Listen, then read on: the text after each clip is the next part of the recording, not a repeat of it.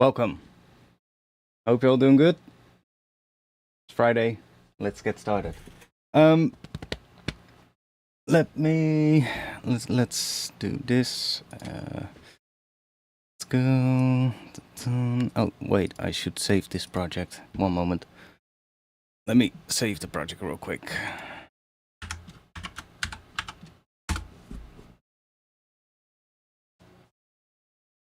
Headphones. Here we go. Turn speakers off. There we go. Cool. How y'all doing on this Friday evening?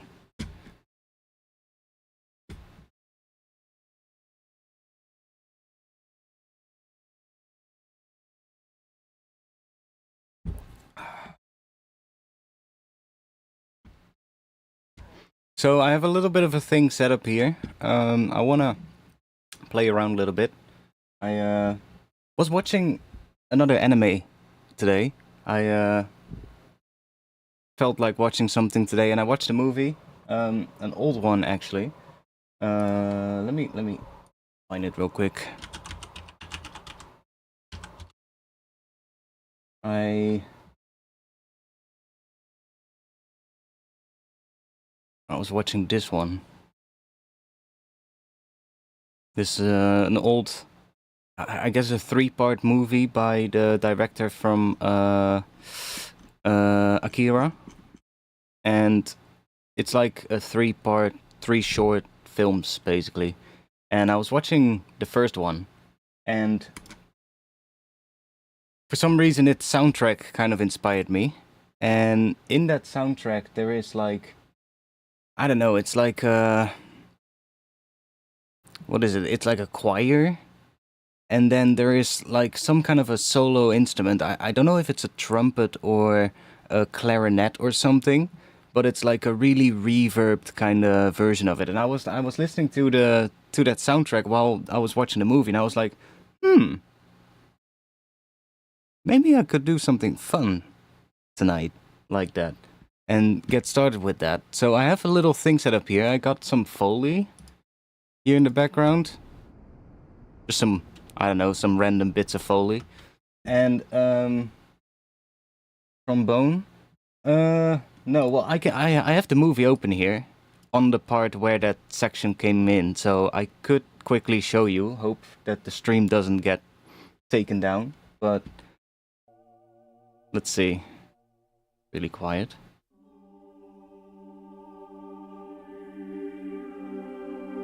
Let me just talk over this part so that it doesn't claim it. That should be good.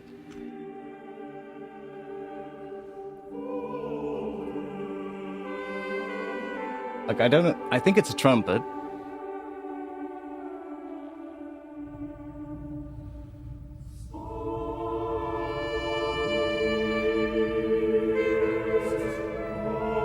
But that kind of vibe, I was hearing that and I was like, that's cool.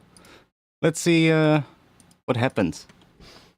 Now, I've been playing in different key than that. I don't know. I don't even know what that key was, to be honest. I haven't really checked. I've been playing with a lot of A sharp minor lately, and I guess we'll just stick with that, which is the same as F Phrygian. So that's probably gonna be what we're ending up in. It could also be a saxophone. Yeah, that's true. That's true. That might actually be a good call. But I had a more cinematic kind of style trumpet patch open. I actually have more open, but I just had one of the Spitfire ones open. And that one sounded quite cool with some reverb. So I have a bit of a piano here.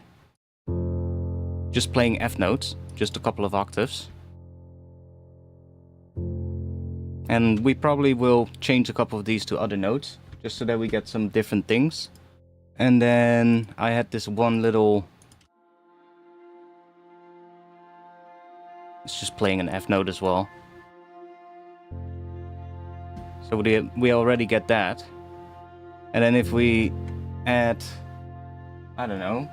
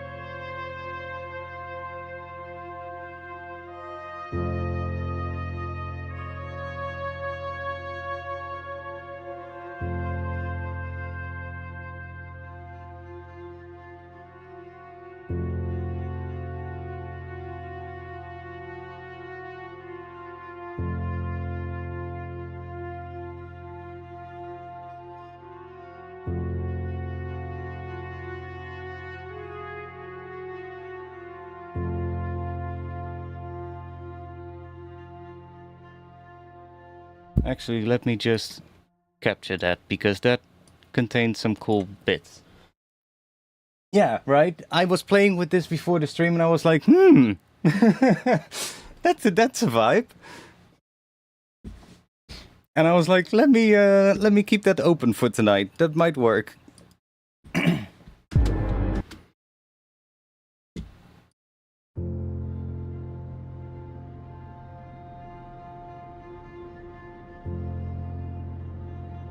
And Foley is just, I don't know how much it actually adds, but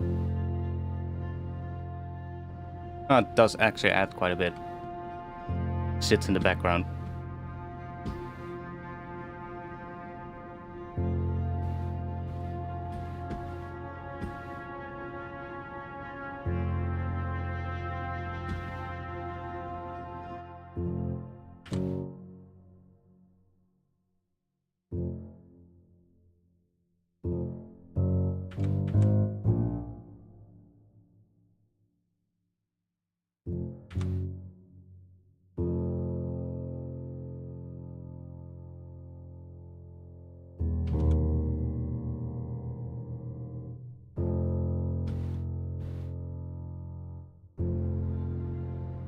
Go from there.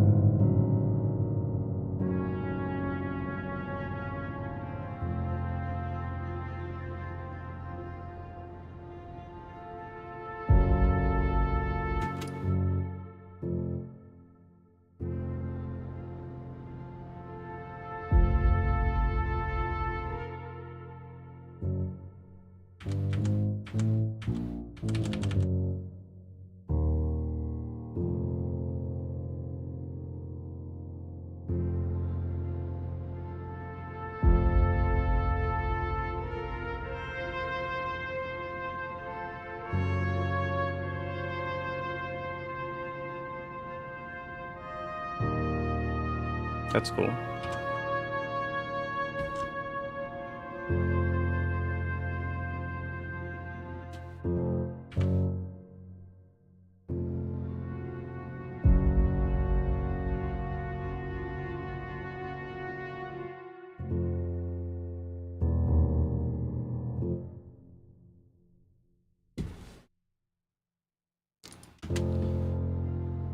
Just this a little bit.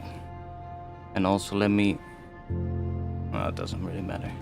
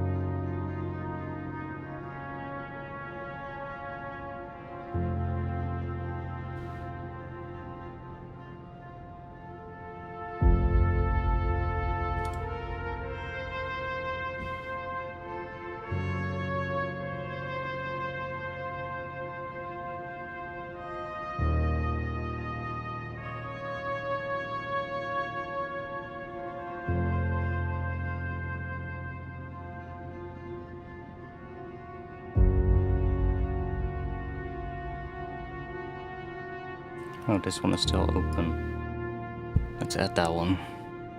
See if that works. Wait, is that the one that I wanted? No, it's not. I'm gonna have... I think it's this one.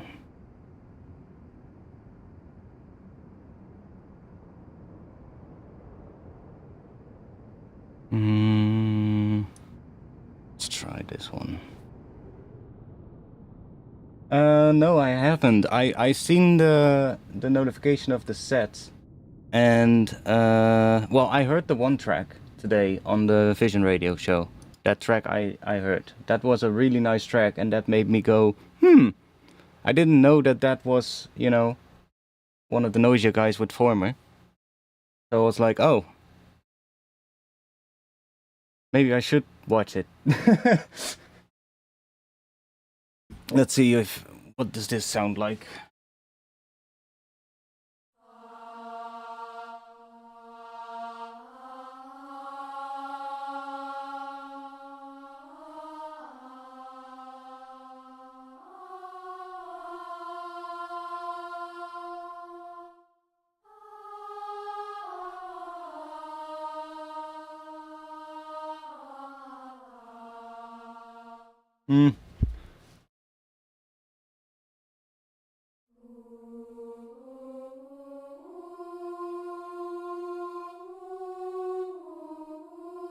Maybe. Let's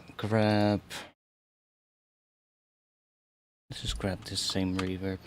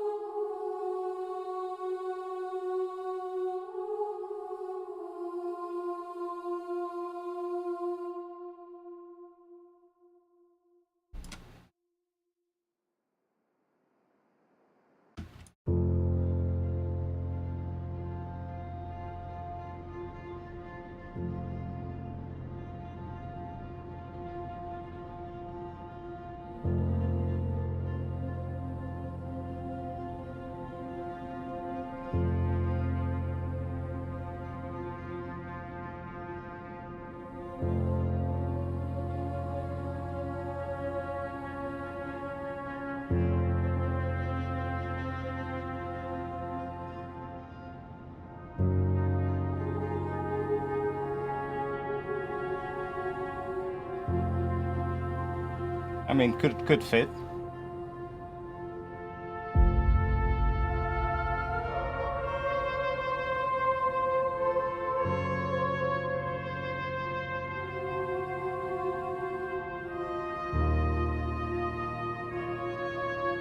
I have to find the right thing, but it could maybe work.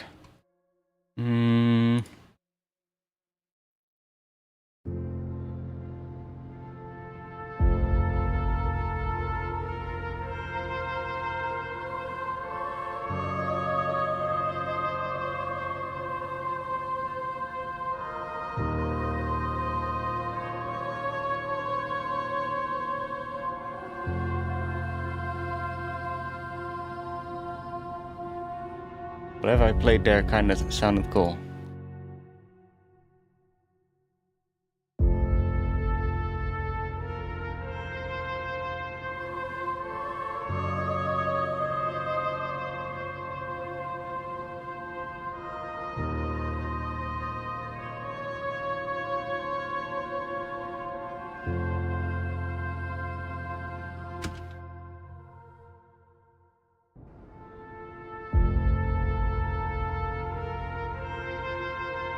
Probably mess with it, but SleepNet Informer. Okay, yeah. I just quickly was listening to some of the tunes earlier on before the stream. I usually do that, you know, just to get in the mood. Yo, Decode, welcome. So I do want to move this into drum and bass, obviously. Not sure what kind of drum and bass, but we'll see. But by the way, this Ableton theme, I should probably promote that a bit, because I always forget those kind of things. This theme is now available on my Patreon, so if you are watching and you're like, yo, that Ableton theme looks pretty nice, I want to have that as well, and you're like a nocturnal being like me as well, and you can't stand the bright themes, then this one is now up on Patreon. It's up available for all Patreon supporters, so everyone who pays for the Patreon, the cheapest tier up to the highest tier, everybody has access to this one. And it also comes with the Minimeters theme for Minimeters here that you see at the bottom. Also comes with that one. So check that out. And I'm also, this weekend, releasing a pack with, what was it, 60... Was it 60? I believe it was 60. 60 bass samples, and they're all like, what? Let me check. They're all like 10, 15 seconds long. And they're basically just samples. I should probably make a view where I can move my camera and the chat to the right side, but I don't have it right now, so whatever. It's all basically samples in the key of C, so you can just throw them into a sampler and it'll work. And they're all quite long, so that there's like a whole bunch of modulations within the like filter movement and all that kind of stuff in the samples. And then you can set up like a loop in a sampler and then scroll through it and find like all kinds of cool things. The samples are in level 2, yeah. The Ableton themes are for level 1 as well, but level 2 of the Patreon gets access to the samples. But it will be, well, we'll probably use some of these later in the stream, because they're quite nice. There's some quite good ones in there to quickly get some more crazy bass sounds going and don't have to spend like hours making patches, which is nice.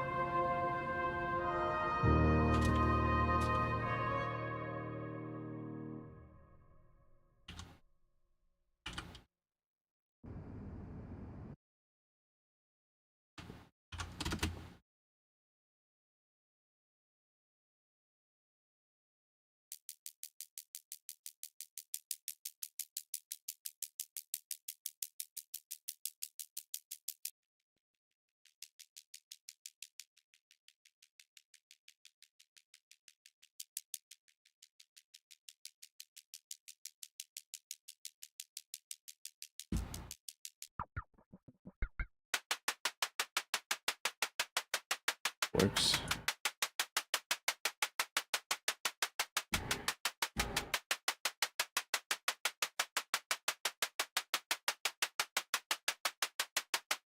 No, not that one. That one.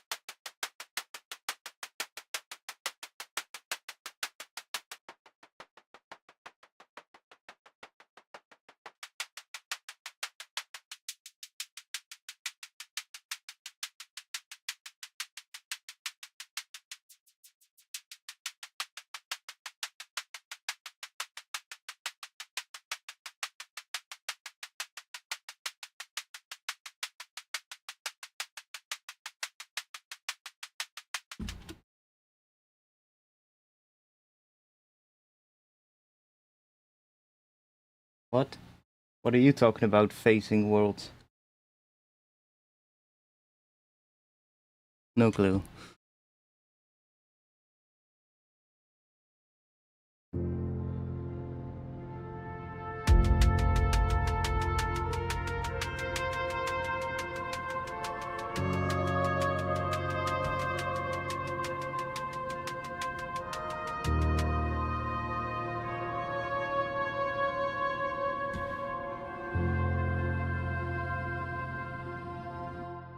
Might even just come in here after everything. Move that there. And we'll probably keep that going. Just do that for now. This is really long, I know, but I could probably use this for something. How long is this? That would be 64 bars. Okay, cool. That's really long, but kind of makes sense for an intro like that. We'll probably do a whole bunch more things in between here.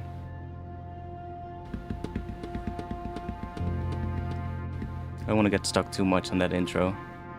We have a bit of a vibe now. We can resample it later. I don't know.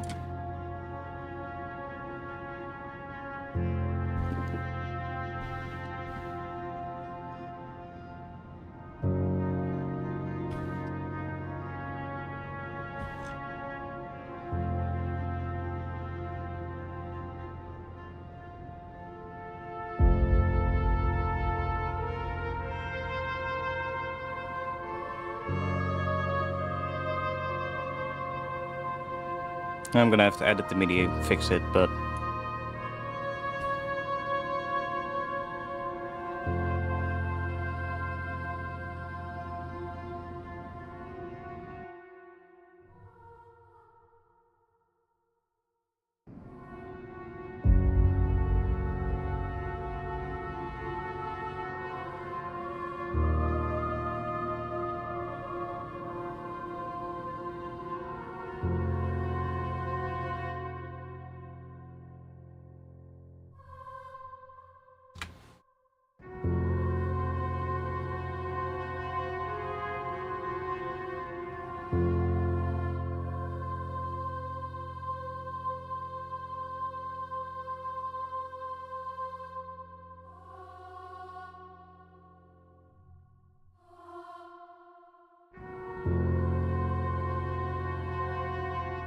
Nah, that's bullshit. I don't care about that kind of stuff. A song can be 10 minutes long if it wants to. Depends on the song. I like storytelling, so...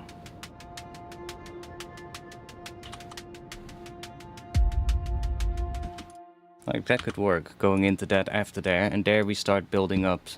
Like, this could even be like, I don't know, its own sort of like interlude kind of tune.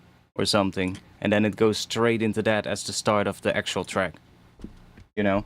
You can chop it up like that if you release it. You don't have to keep it in the same tune, but I honestly don't mind, you know? If people do that. I don't mind if people just keep it as one fucking tune and just say like, yo, the tune is 7 minutes. I don't give a shit. Like... The one thing I hate these days is the absolute... TikTokification of people's attention spans, you know?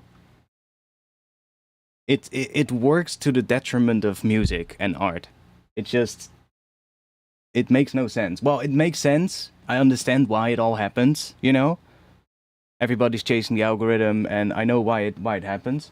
But when you look at it from an artistic point of view, it makes no fucking sense.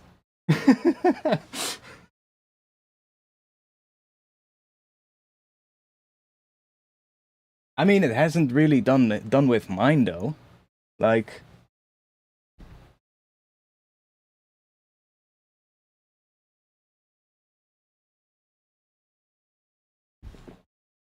There is an element of you also letting that happen to you, I guess. Although, you know, yeah, sure. Social media is also addicting as fuck, so... And they make it as addicting as possible, so... You know... You can't all blame it on the people themselves, but there is also an element of your own sort of like, I guess, self-control involved.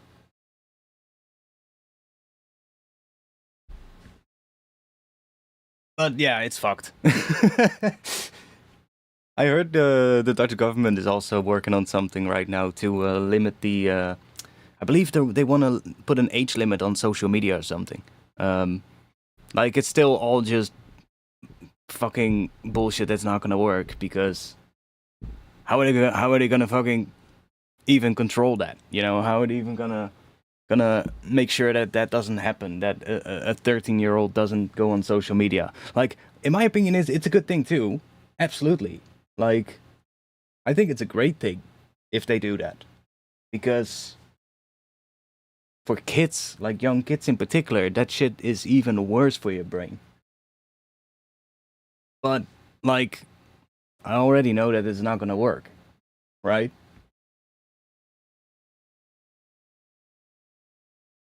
Like, what are they gonna have? A little button that you have to press? I'm 13 or I'm 16 years. I'm 16 years old. Sure. We all know every kid is gonna click that button. Unless they do like some really draconian kind of stuff, like, I don't know, ID verification or something like that, which there's gonna be a whole lot of people that are gonna have problems with that to begin with, so that's not gonna happen either. But you get me, right? Like, everything is fucked like that.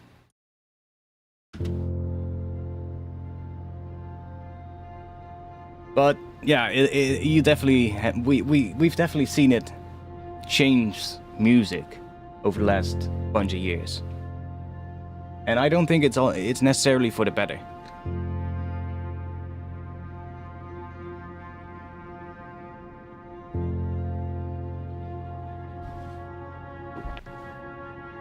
Bring back people that actually like to draw out a track to 8 minutes or something. Do a 2.5 minute intro. Who the fuck cares? If the track calls for it, do it.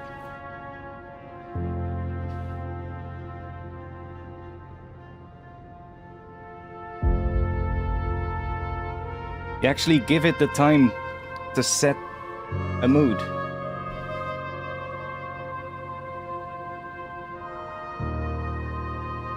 I know it doesn't really work well for social media, but I'm still with the impression that if the music is good, people will find it. You know? If you put yourself out there and are smart with that, you should be able to get something going for you.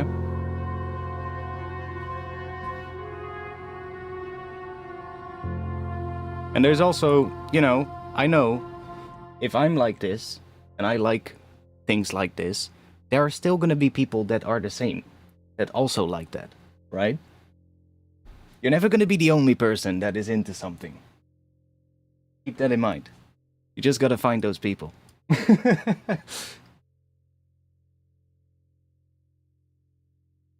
Okay, so what are we gonna do now? Where are we gonna go? Let's see. Let's find...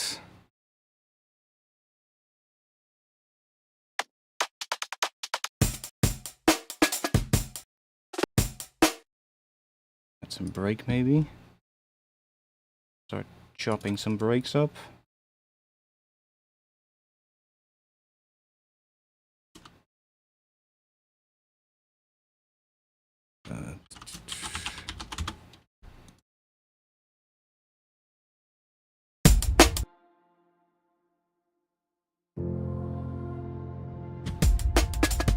We're not gonna go straight into that, but bear with me.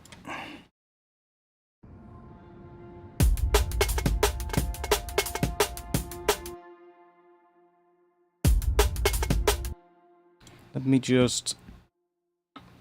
I mean, we can cut this up. There's no swing, right? Oh yeah, there is swing. Let me just make sure that we have the warp markers all. That's fine. Looks alright. That one is missing. Let's add one there, and we have another one here.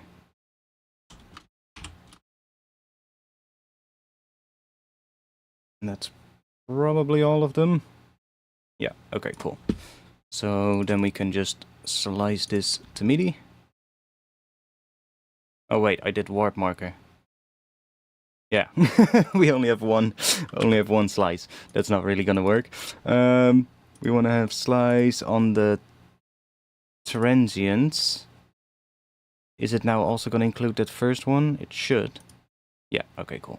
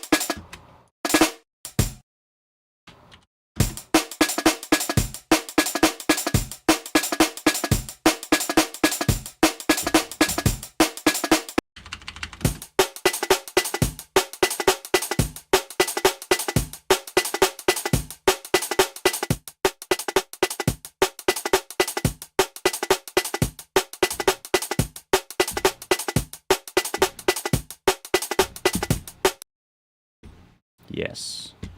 Let's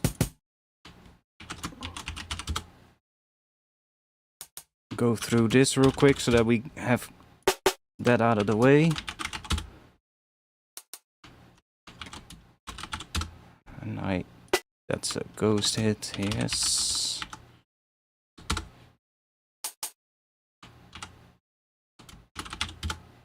Luckily, it's not that many slices on this one.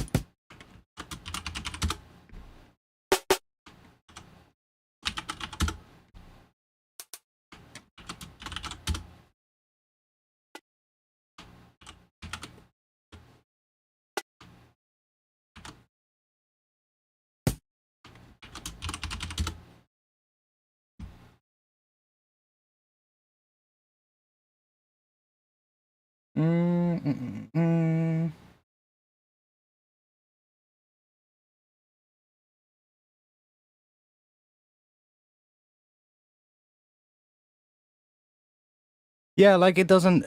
I know, there's like... It doesn't mean that when the music is good, it will become like really famous and really popular. That's not what I'm saying.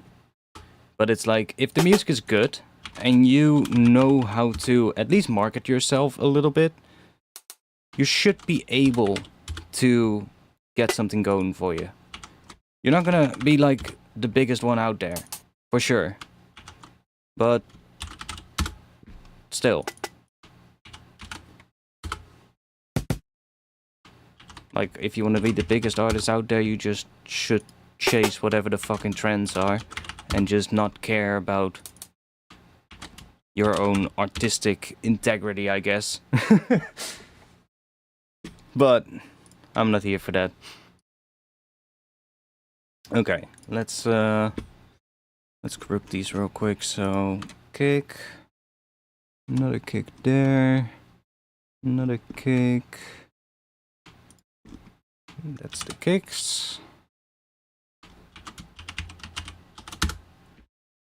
Grab some snares.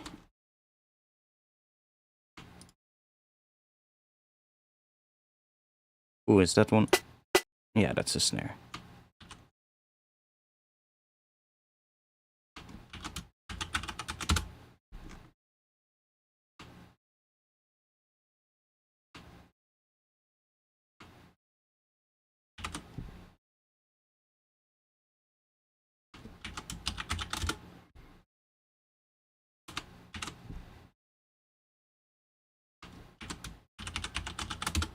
Okay. And then we can group these. And we'll just call that all snares. There we go. Now we have everything set up so that we can easily process these different. And everything is still mapped, so I can still use all the macros here.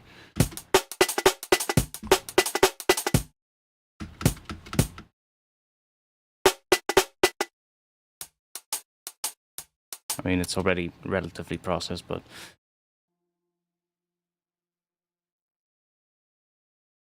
let's see what kind of vibe we're gonna go for. What I'm feeling.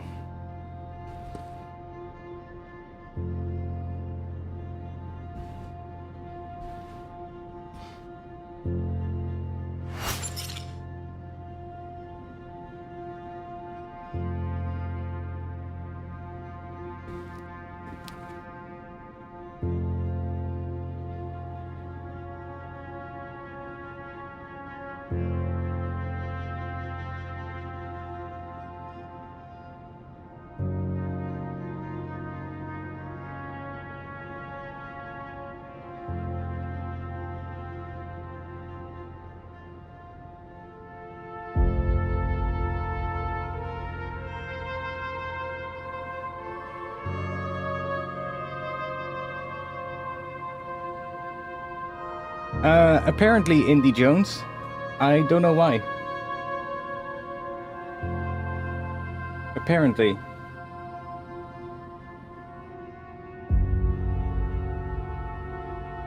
And I won't be able to change that while I'm streaming.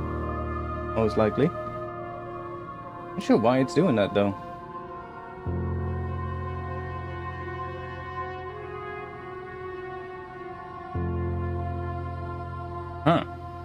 My Streamlabs apparently has set the output resolution to 720p for some reason.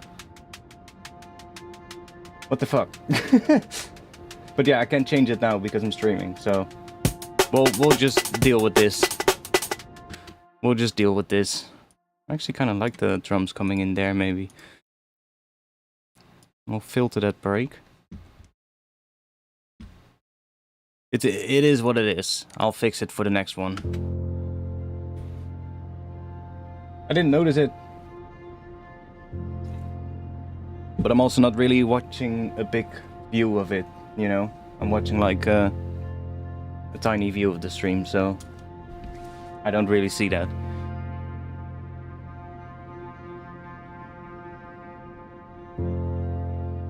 Like the monitor that displays the streams for me is actually a 720p monitor. It's a really old one. So it works perfectly fine. But it shouldn't... weird though that it automatically changed it.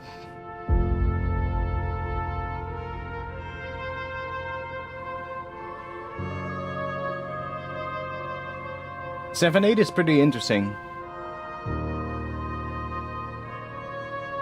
7/8 is pretty interesting. I've been having this one break kind of idea in my head that is really similar to this break, and I want to do a tune with it someday. And what is it? It's also 7/8 or 7/4, but I think 7/8 as well.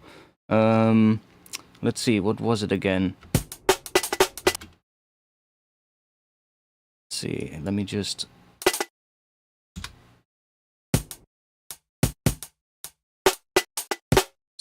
grab...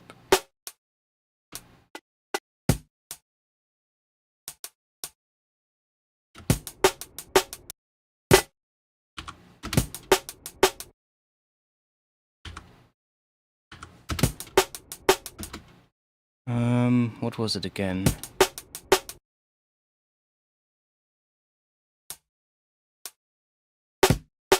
Need a ghost hit here.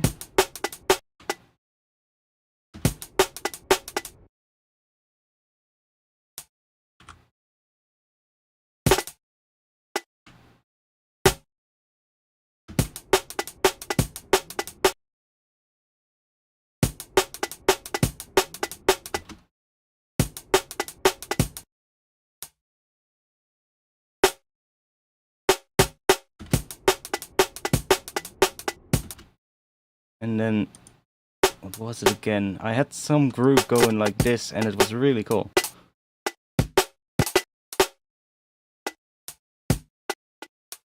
We don't have any other snares, they all sound the same, so we'll just do that then. Something like this, I believe it was. I believe it was something like that that I was messing with. It was a really interesting kind of groove.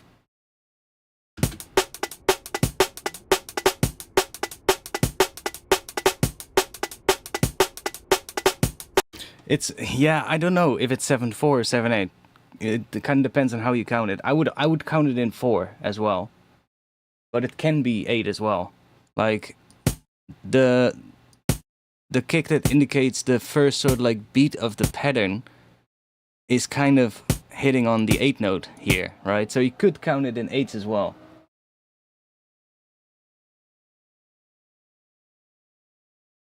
I think Phasing Worlds is just a fucking bot, honestly. Everybody in the chat right now, I really think he's just a bot. The dude, he says things that are just not related to what we're doing.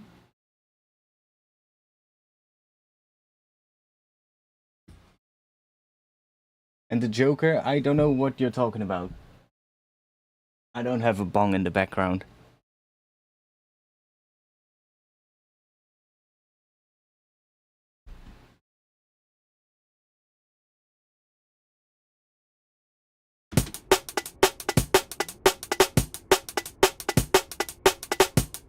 But yeah, some groove like this, I believe it was.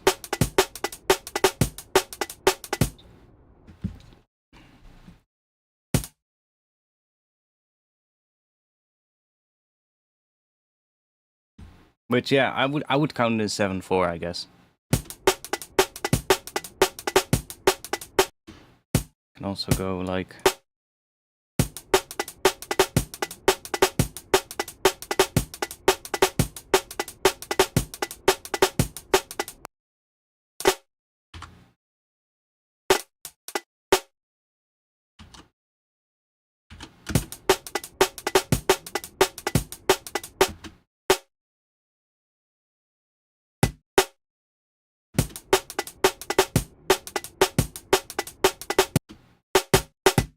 Always fun to mess around with weird time signature stuff. I kind of like that.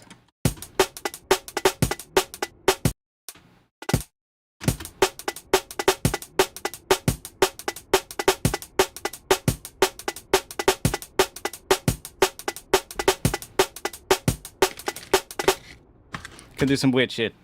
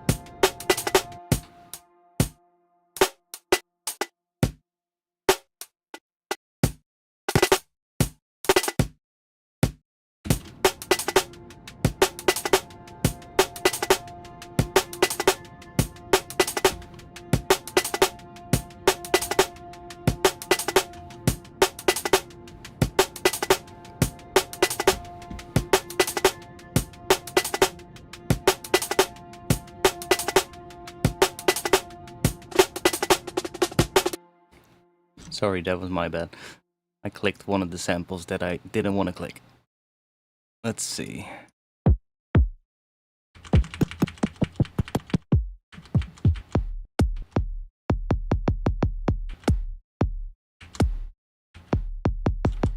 It's kind of a weird kick, but maybe I can make it work with a bit of processing. Bit of a weird long tail, but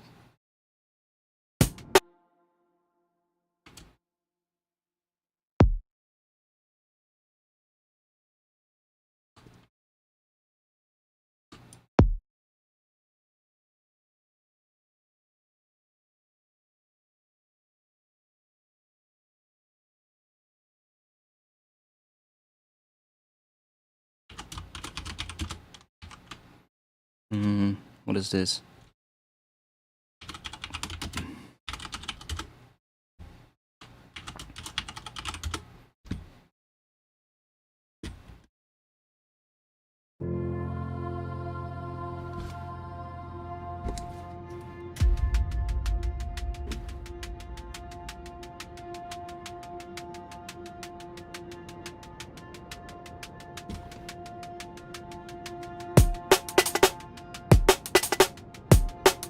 Right. Let's see. Let's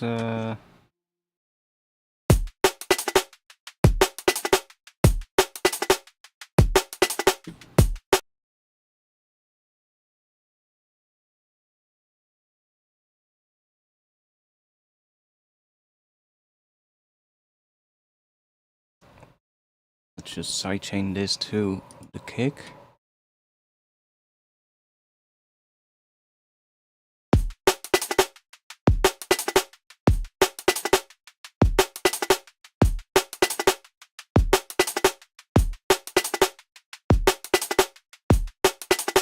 Still get a bit of the noise of that thing coming through.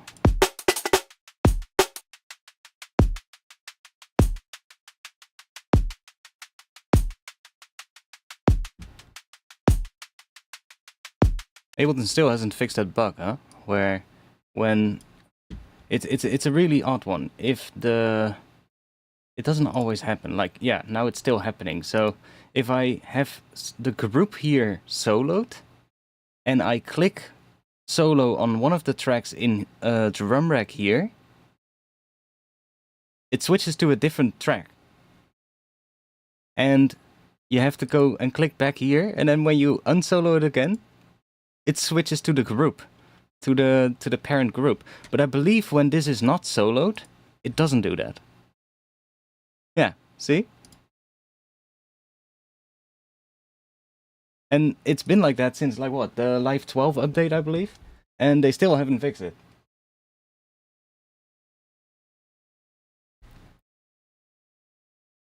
Kind of annoying. It doesn't happen, I believe, if the break track is soloed. No. So it really is when you solo the parent group, and then you click in here. Bloop. It's a weird bug.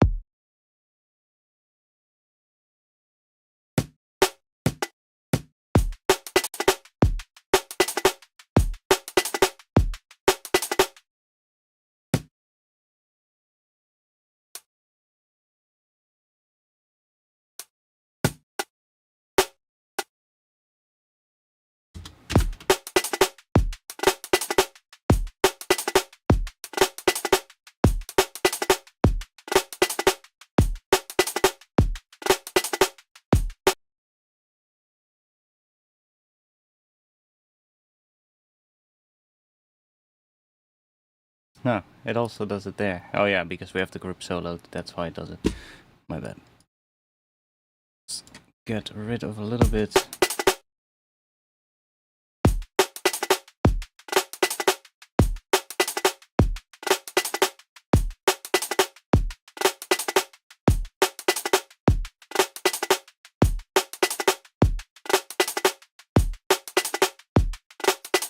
That's fine.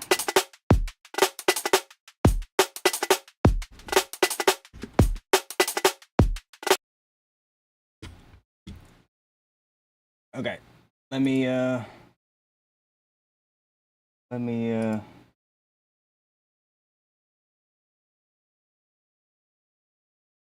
just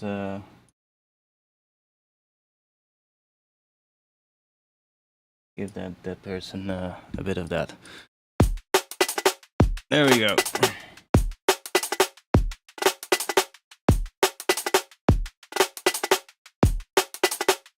Problem solved. Let's see, what should we add here? Let's just try messing with a vocoder on this. Set it to modulator. Gonna sound a bit weird at first, but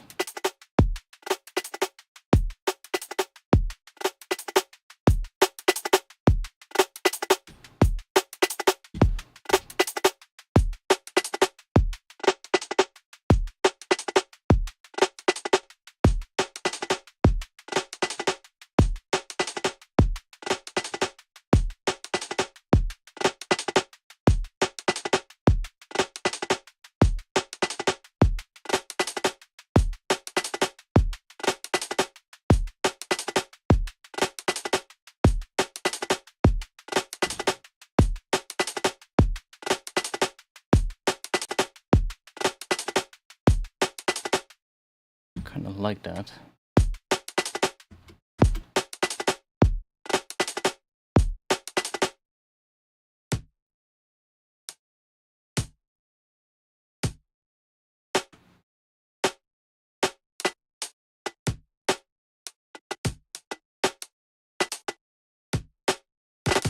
Yeah, I wish there was other snares in the break, but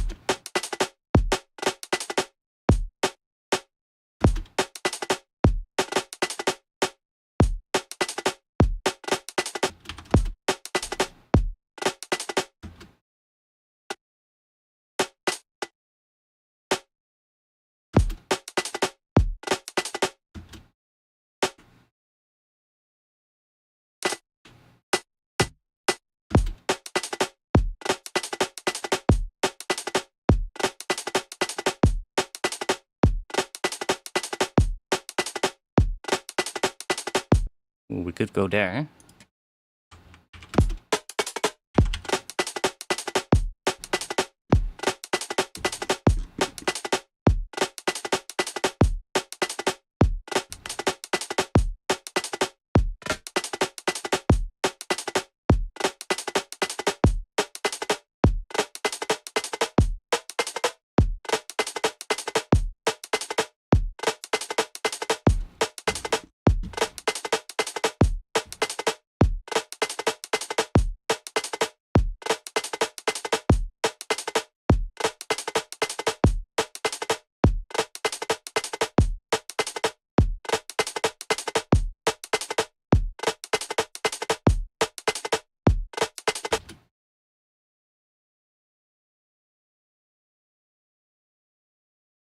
Just drop it here.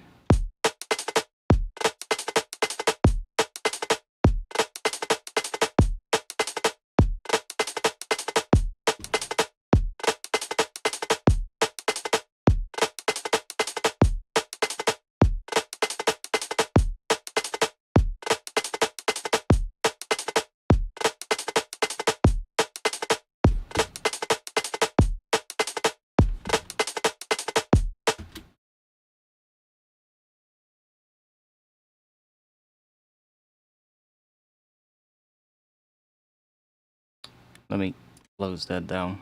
That, no. That.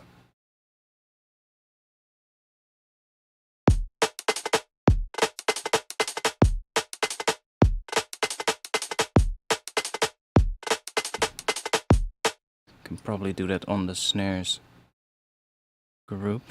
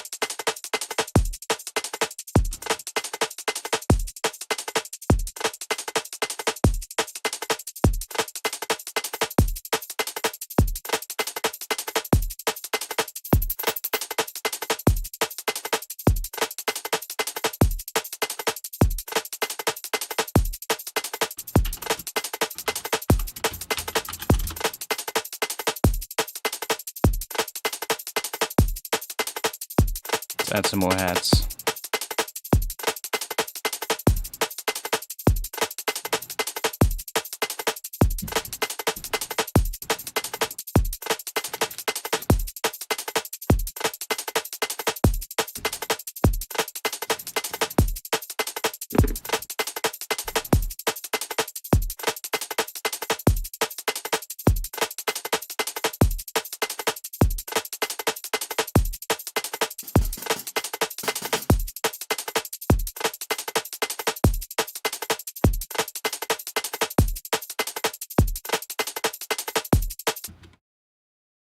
Yeah, that's how long the pattern is, so let's just do that as well.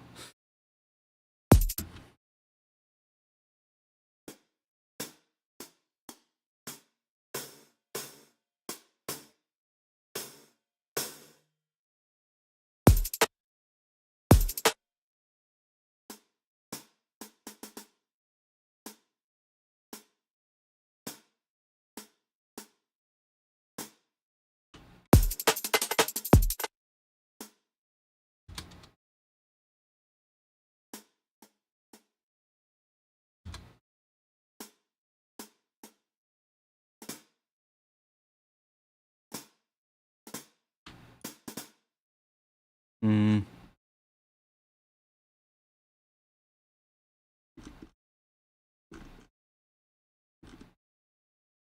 Okay, snare hits right there. Right there.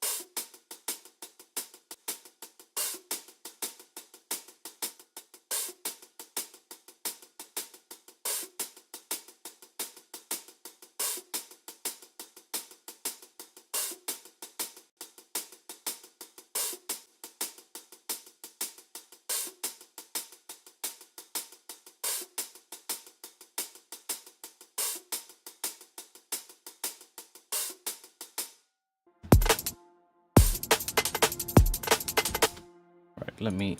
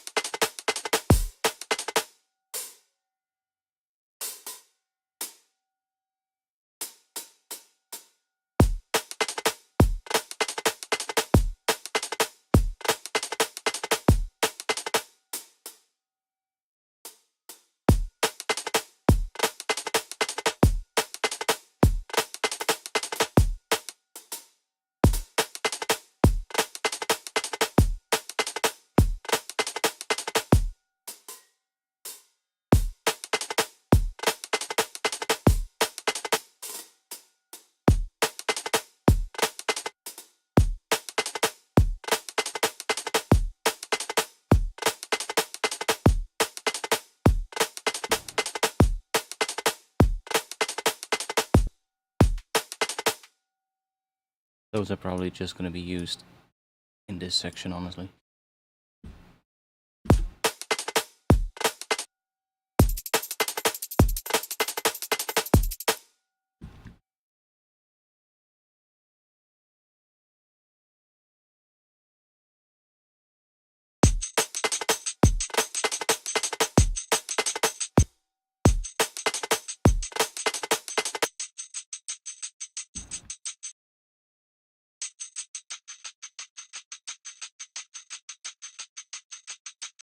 Let's see. Super lo-fi. Okay. Let's add some erosion to it or something.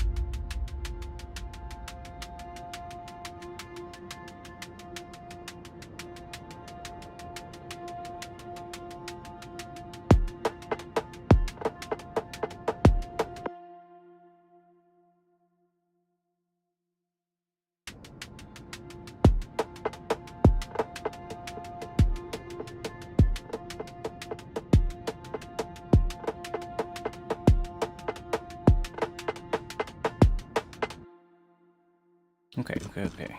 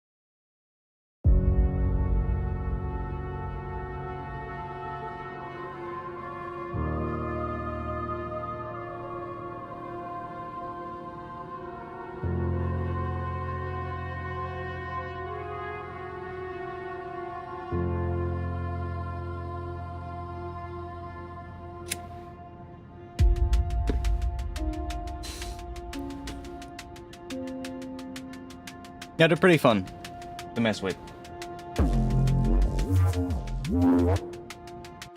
And some of them have some weird FM in them, so...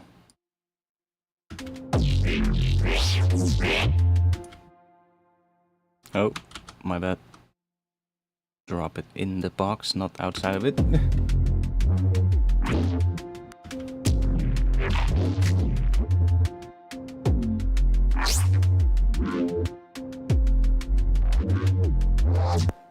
One of these could be cool.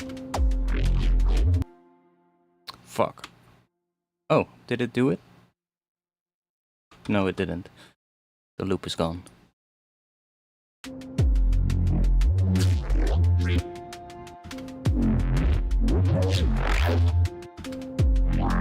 And these were all just made with Serum, by the way, with Serum 2. Just taking Serum 2. I think I still have the patches, actually. And I believe I saved them. Yeah. So basically just making a patch. That's what it is. And then if you just hold one note, lower note,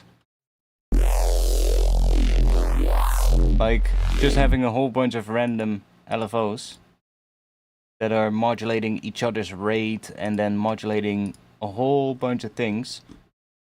And you can see a lot of the depths are modulated as well with these LFOs. And by doing that, it just creates all these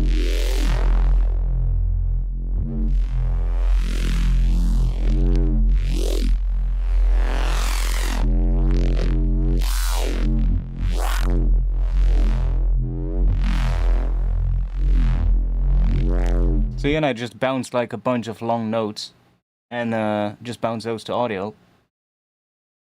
And it's just a matter of like finding some cool patches. And then in between I also went through and like changed some of the wavetables to get like slightly different things. Or I messed with the pitches.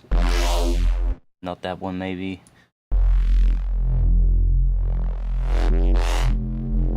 Get some different tones out of it. And I did that for a bunch of ones. So I have the other ones as well.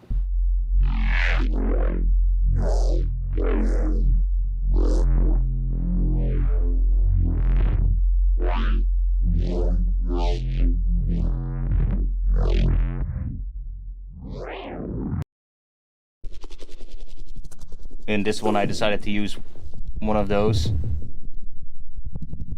Oh, I made this one a different pitch.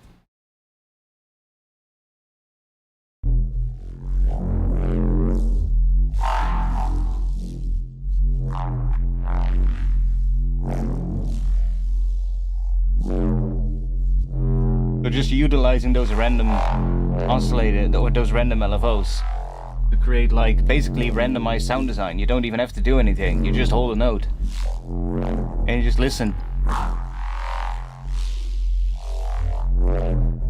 And the key is just to have like something that sounds cool, but then also has like as much movement in it as possible without going too far away from what the original sound is. So you do want to keep a little bit in mind like what you're mapping things to and how big the range is and stuff like that. But if you just spend a bit of time like that, and then just like I said, I just set up, I think it was like an 8-bar MIDI note that I just set up, and I just went in and I just bounced it. I think I bounced it like 20 times or something per file. Per patch that I made, and I had like 20 samples that I could now chuck into a sampler. And it makes the whole coming up with like really crazy sort of like bass movement, it makes that a lot easier because you're just kind of forcing yourself to create happy accidents in a way. Because like if okay, how would I do that from straight out of a synth, right? It would be a lot more work. Yeah, you can drag and drop. It's a little buggy though. It's a little buggy if you do that, but you can drag and drop. Like if we are on here, you can do, if this is just set here, for instance, we can just grab 8, click and drag. Even though 8 looks to be selected now in the top, if I drop it on here, it's mapped to the rate of 7, and you don't see it here, so you have to go into the matrix, and then if we go all the way to the bottom, you see now it's mapped, LFO 8 is mapped to the rate of 7, so you can then change it. So you can drag and drop, but it's kind of buggy. Because you can't really see the ranges like you usually can. You can't really change it here. You don't see that it's mapped, right? So it's kind of a little bit weird. But you can do it. And otherwise you could also always, of course, do it straight from the matrix itself. But It works in drag and drop though. It works. It would just be nice if there was a way to sort of like see that 8 is mapped to 7 now when 7 is open, right? Because you don't really see it unless you hover over it, then you can see that, oh, there is something mapped to it, but you can't really change the range because 8 cannot be selected when 7 is selected, right? So it would be nice if there was a way Steve could figure something out for that, but I don't know.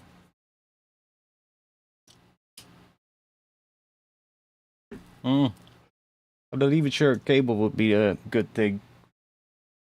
Maybe just for the LFOs in particular, like if you map another LFO to the rate of an LFO, that it shows them in a different color or something. I don't know. Maybe another sort of like wheel like this one shows up here in a different color, so that you still have a range visible in a different color or something. I don't know.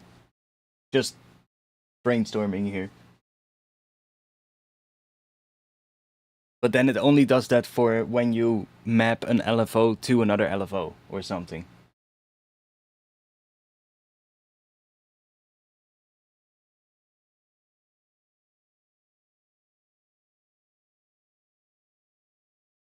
I guess there would be another thing that could be useful for. Because can you see this? Oh, you can. Okay, that is actually visible. I was like, I'm not sure if that is visible, but that is already visible, so okay. Cool. Yeah, Steve is working on stuff, I believe, so we'll probably see some major updates coming. I'm quite interested to see what he's gonna come up with. I believe the next one is just optimizing stuff mostly, I believe, and skin support, I believe, that he's gonna include with the next one. I think most of the stuff that he will do in the first update is probably just optimizing it for CPU use and, you know, stuff like that. Maybe some minor interface tweaks or stuff, working out bugs that people found, because you're always gonna find more bugs the moment you release a plugin to the public.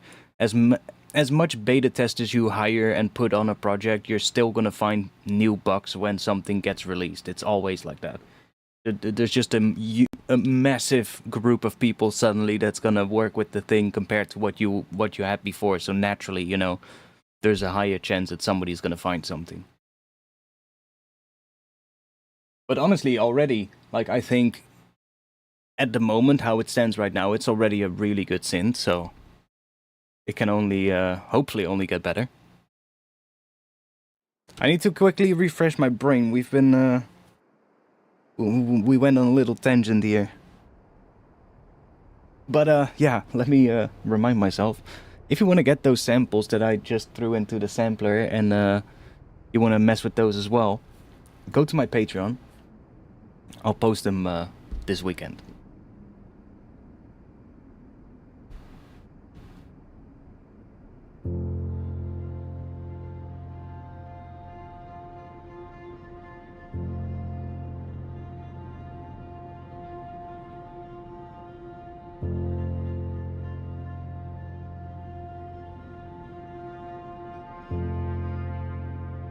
Splash some water. What, we want water texture in here?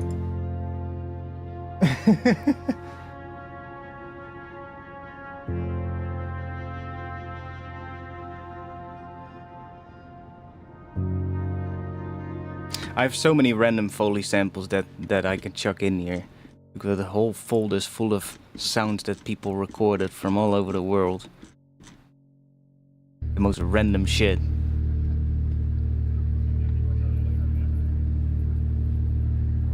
Weird sounds.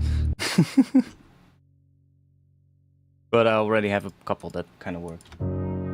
Yeah, we need to refresh my brain because I was like...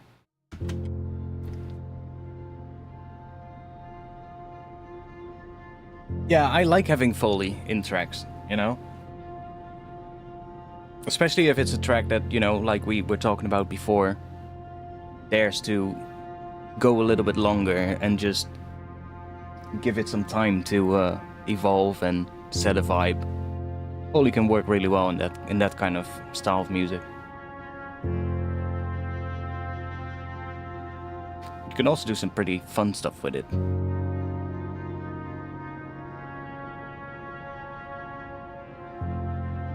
Like you can also use Foley to find like weird rhythms or something.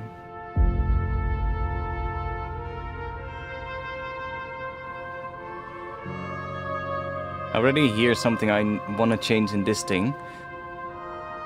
Because what is happening here is awfully familiar to what happens right here before it in this instrument.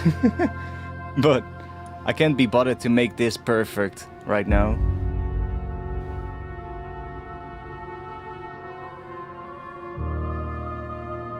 Like I probably also want to have the second half different. It's already different, but more different.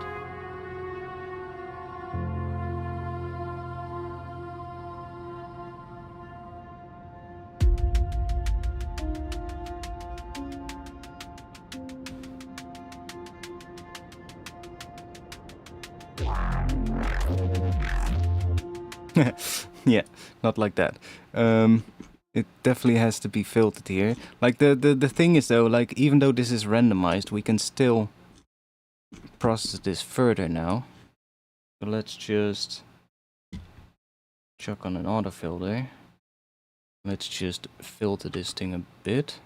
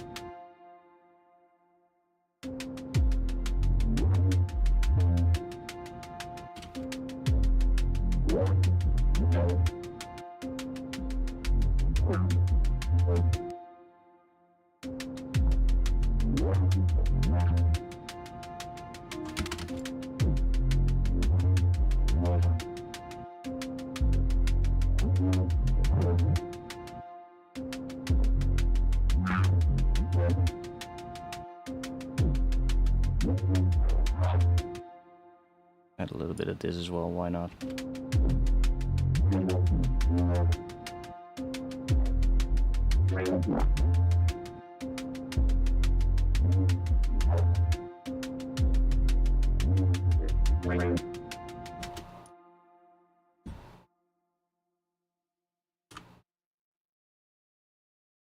Probably gonna do something else, though. I don't really like this thing here. I think I'm gonna go with something else, but... Oh, and the Foley is also stopping here. Let's just do that. This one is fine still. The bottom one is also fine.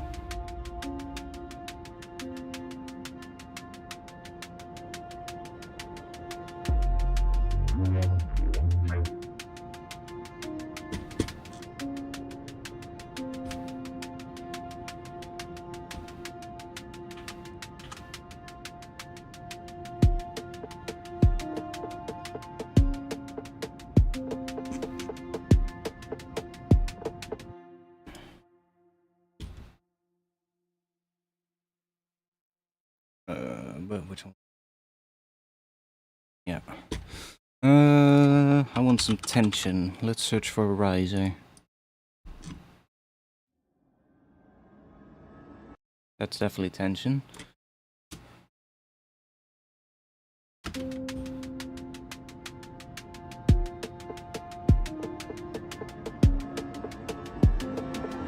Okay, that is in C, so...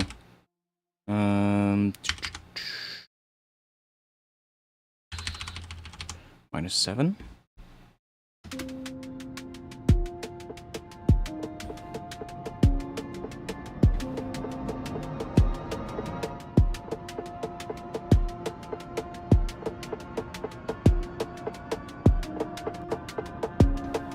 Okay, different one, because this one gets a low pass towards the end for some reason. But let's just search for riser again. Chuck a different one in there. Oh.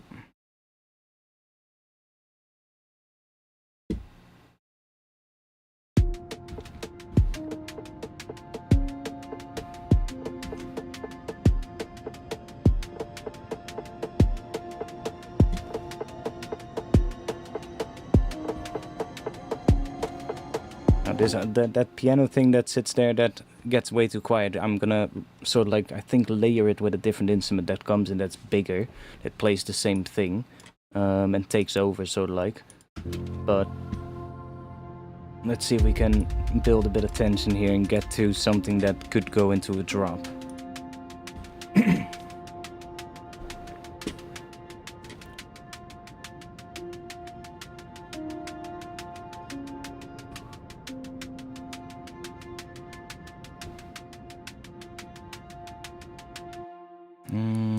Let's search for noise sweep. We have... Oh, that's actually kind of nice. Chuck that in as well.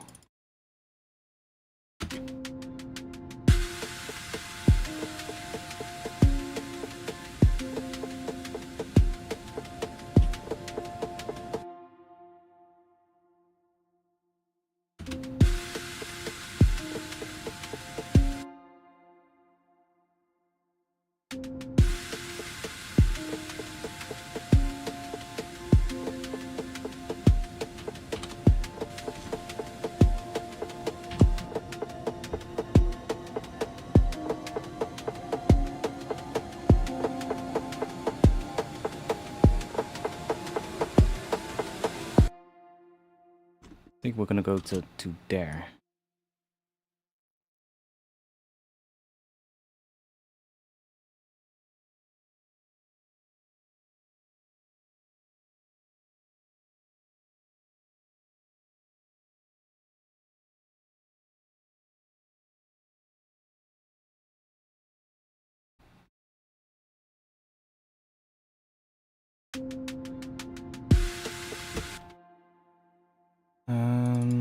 This one, I'm not sure if I want to have this kick in here already.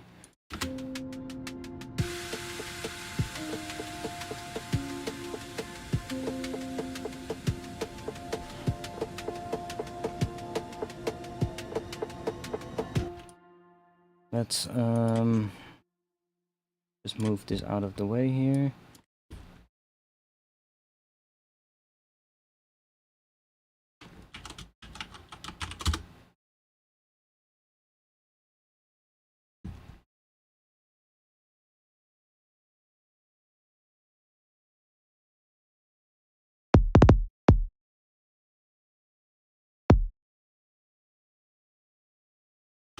Wait, let's go there.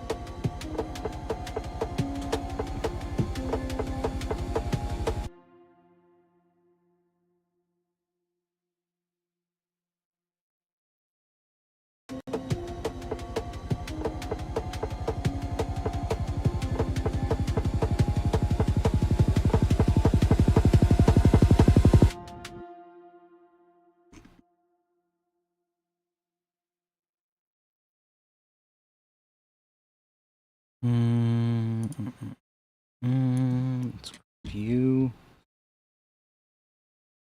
So I think I'll drop these on Patreon as well soon. I have made a bunch of new racks. Just some simple ones, but ones that are quite helpful actually. I never liked that Ableton's EQ8 doesn't have a 24 dB per octave filter in here. You only have the 12 or 48. You don't have a 24, which is kind of sucks. It would be nice to have 24 and 36 in here as well, for instance.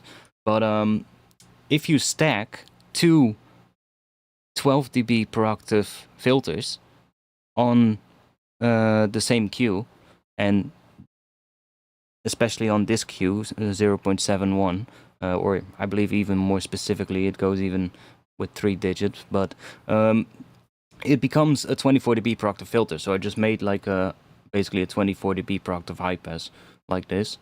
I know it's also in autofilter, but I like having the EQ8 view visualizer instead of the autofilter one.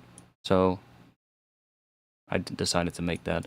And I also did one for low pass because it also doesn't have that. Let's do that, and I will do one more thing that I haven't done yet, I see. When this is all the way down, I don't want the high pass to be activated, so this is gonna go to the frequency, and then we're gonna go to the mapping, and then I need to change the device on from that to 1. So when this is all the way down, high pass doesn't do anything, and then as soon as you start using it, it turns itself on. Let me actually save that. Yes, there we go. Low pass doesn't really matter, but the high pass, that's quite important, because, you know, if you put this on something that has bass and the high pass is already engaged, but it is all the way down, it's still changing the phase there, and that could, especially with bass, create some big problems. So I'll make sure that that is turned on for you guys. So now we can just have this coming up here, and then somewhere here, I think here, we'll do something like that.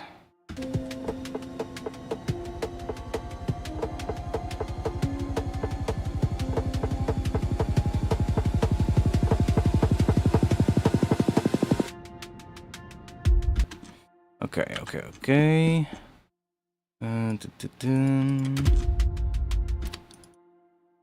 Thinking still of changing this one.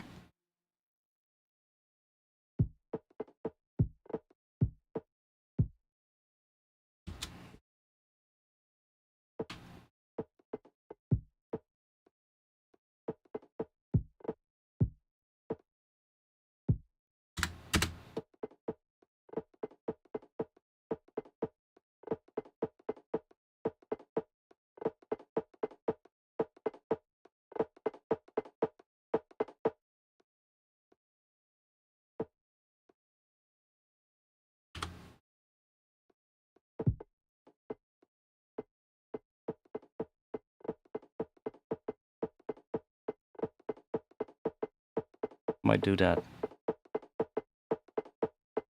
for the build.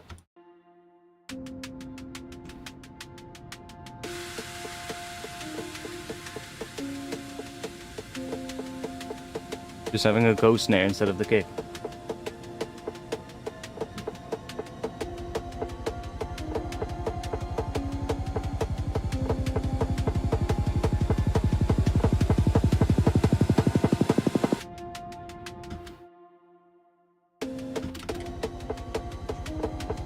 Still need to work on the other instruments here, but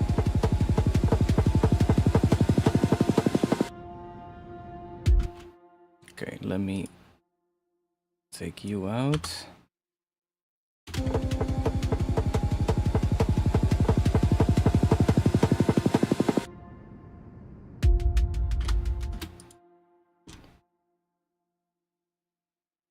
I do think the high end or the riser there's some weird tone in there towards the end, so let's see. That was number Which one's 17? Okay, let's make sure that we try a different one than 17.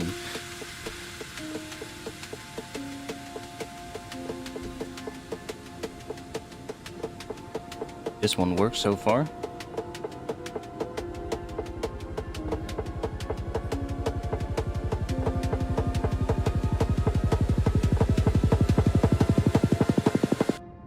That one sounds better.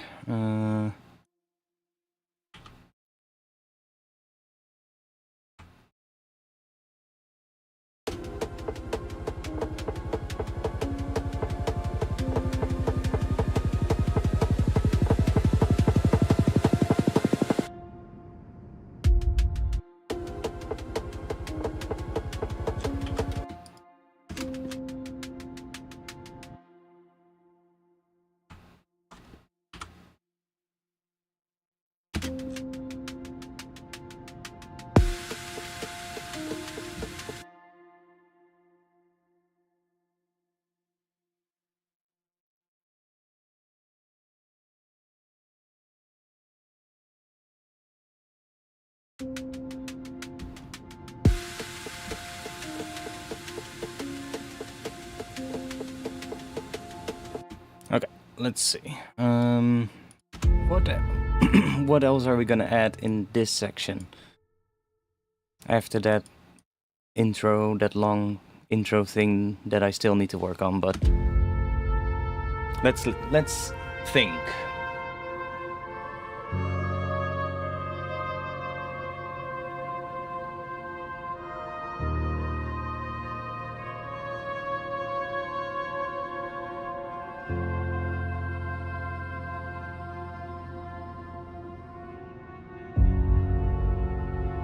Yeah, I was thinking about that earlier as well, but I didn't really like what we ended up with, so...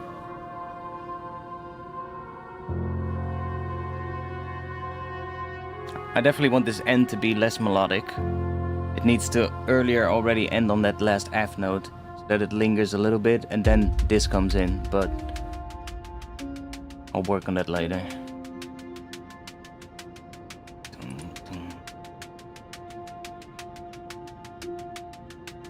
Okay, I'm hearing something lower that does a rhythmic thing as well. And it needs to be some kind of an instrument as well. Not a bass yet. Let's see. Let's grab a contact real quick.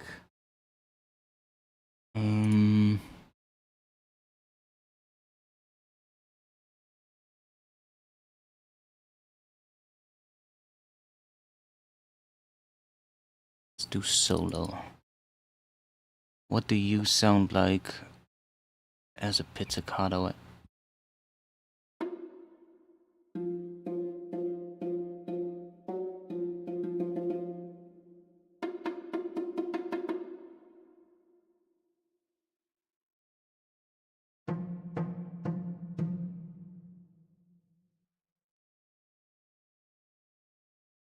No release, okay, let's turn the hull off. Let's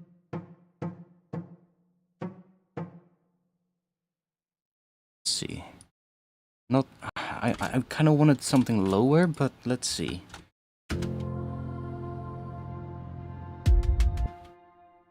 This needs to be longer, something like that maybe.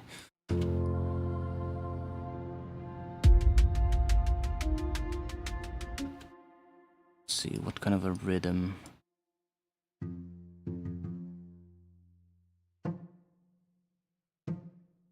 Like I like that sort of like that more brighter attacky kind of sound. Here on this note, it rings out a lot more. On that one it doesn't, and I like that sound. Let's see.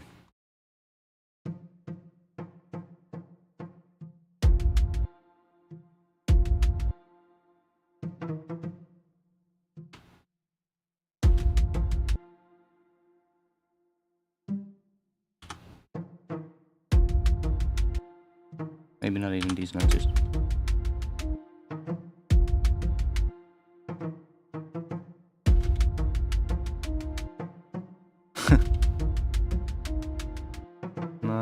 want something different.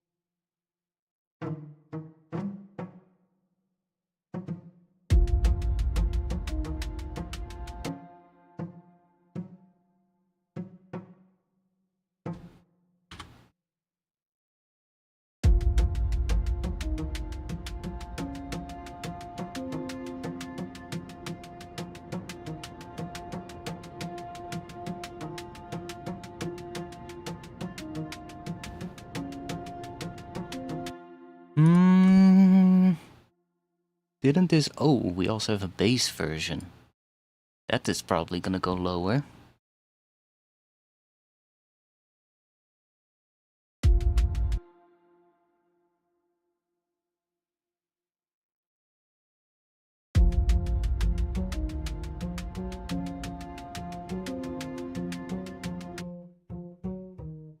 Oh, maybe I should also...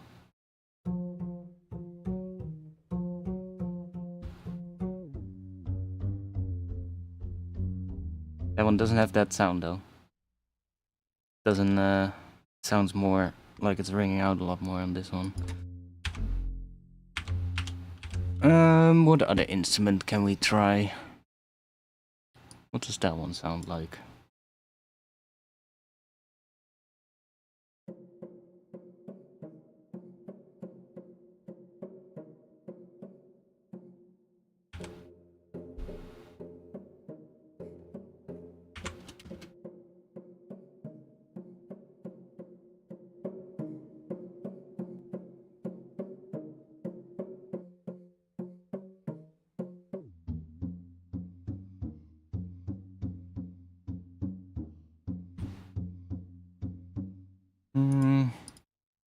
Could replace it for a cello maybe.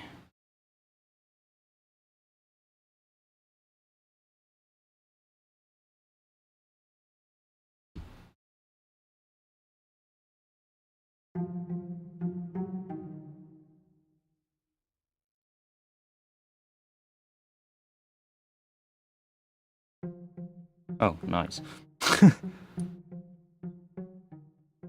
Let's just keep it mono for now.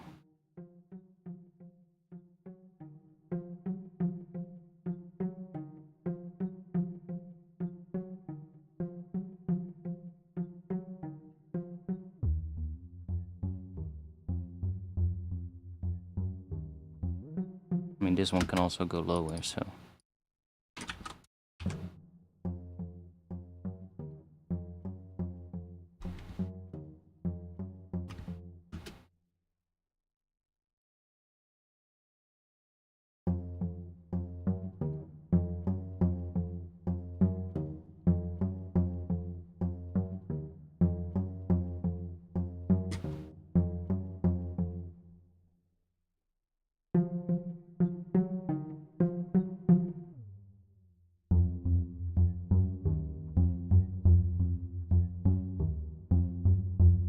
I like that more. See.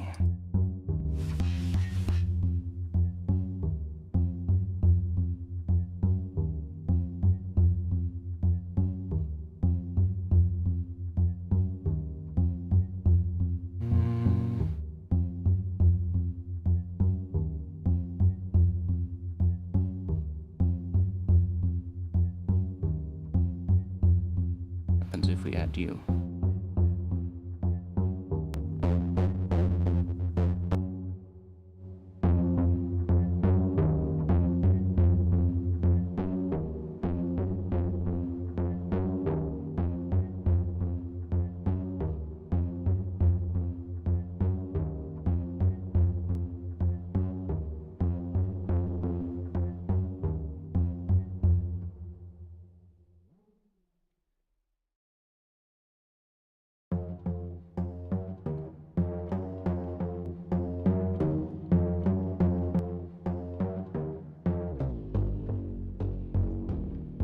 turn it into a bass.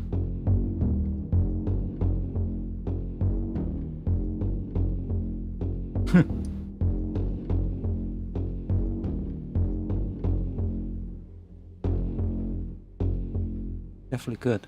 I would probably bounce a longer note and then put that in the sampler and can even add a pitch envelope. You can definitely turn it into a bass. Getting sidetracked again.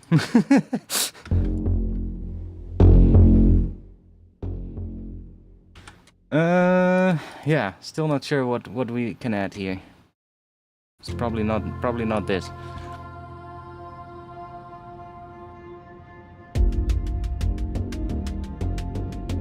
Too muddy. Don't need something that low.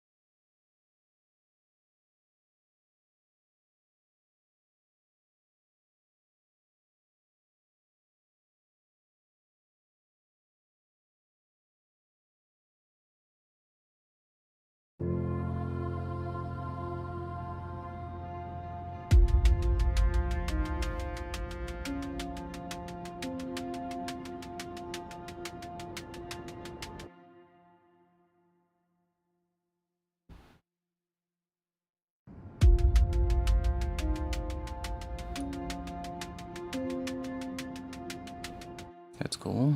Need reverb though. Let's grab this.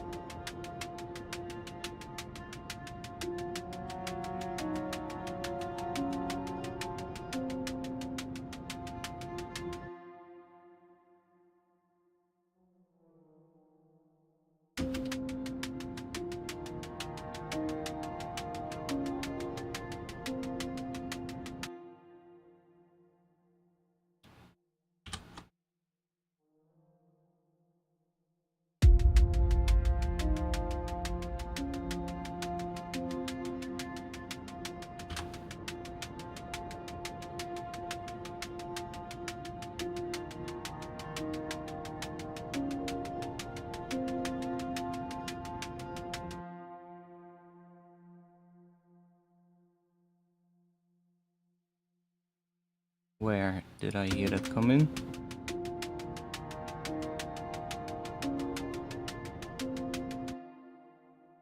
Over there?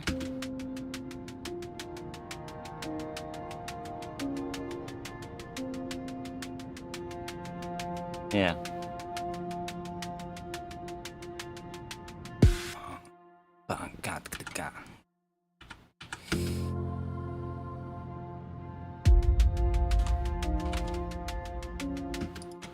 We can also try it lower. See what we get.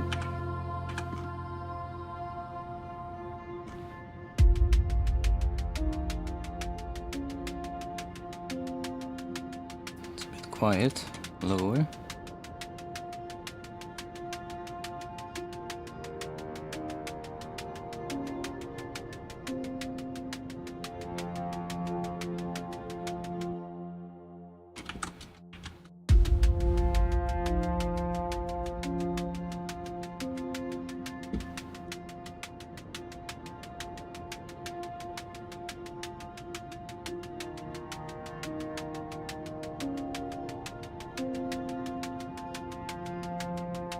legato patch, so it should be fine.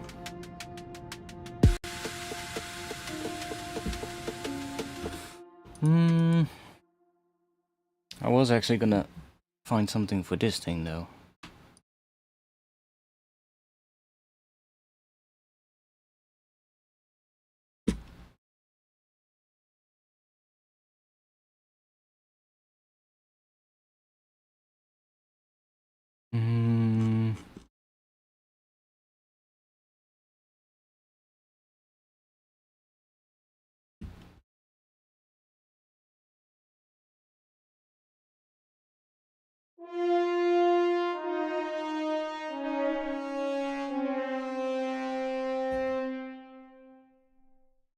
Bit much.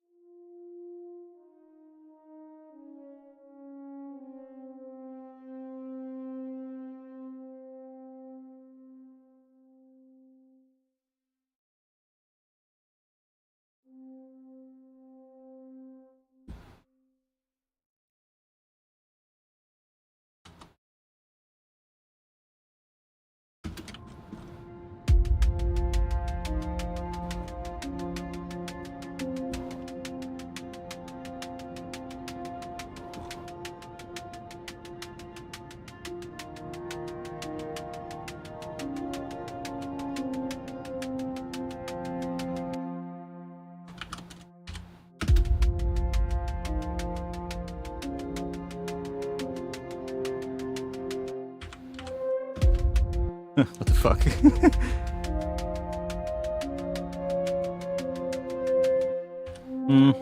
Not sure what to do with this. Let's just skip this.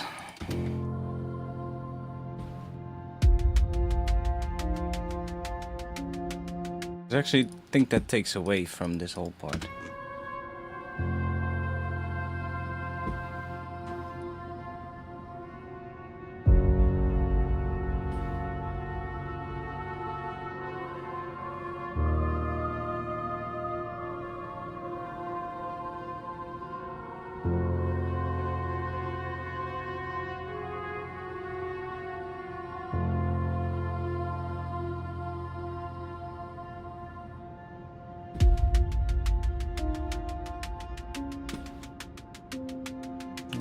Where are you?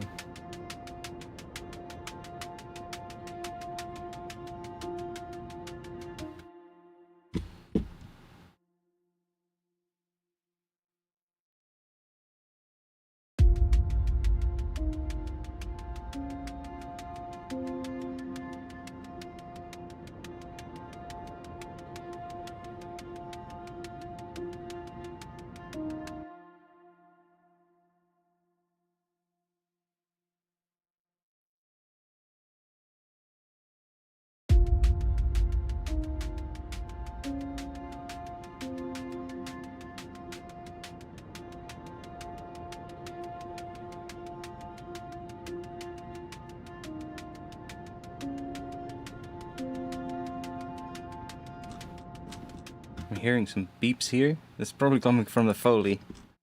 Some probably in here.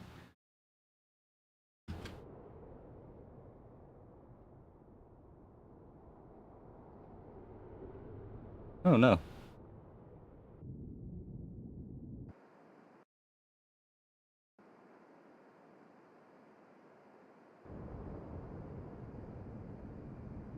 Huh?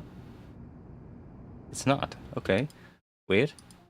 Then it's probably a combination of some other things that are just aligning in a way that made me hear some beeps in there. It almost sounded like some reverb in the background, some traffic horns or something, but I guess not. It's probably just a piano layering with some other thing.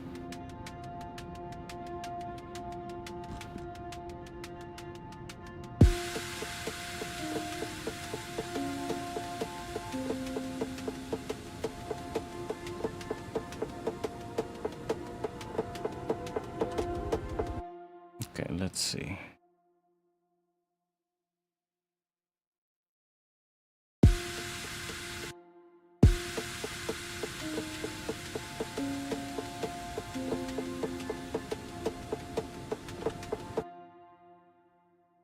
I do want something here though, but what I don't know.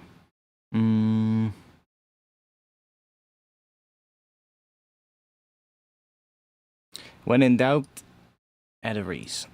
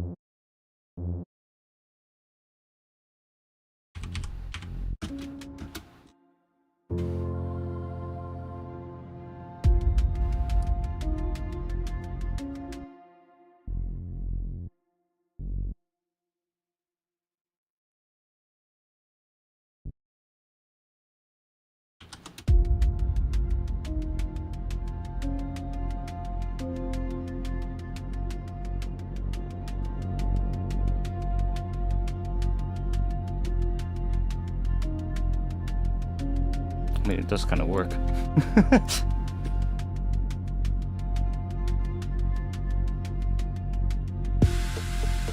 Definitely adds energy if we add a Reese there. Do we want it straight away after this though? I mean, could work. Just start automating it a bit.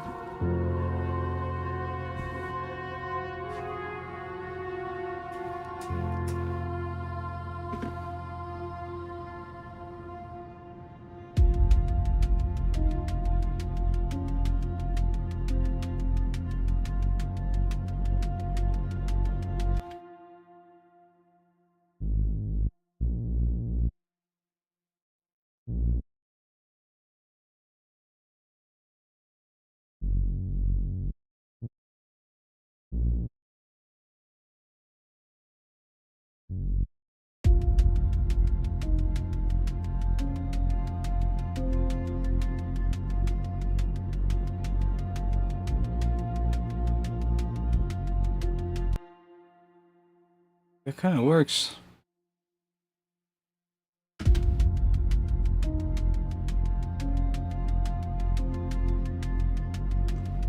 I also notice everything is still a bit quiet, but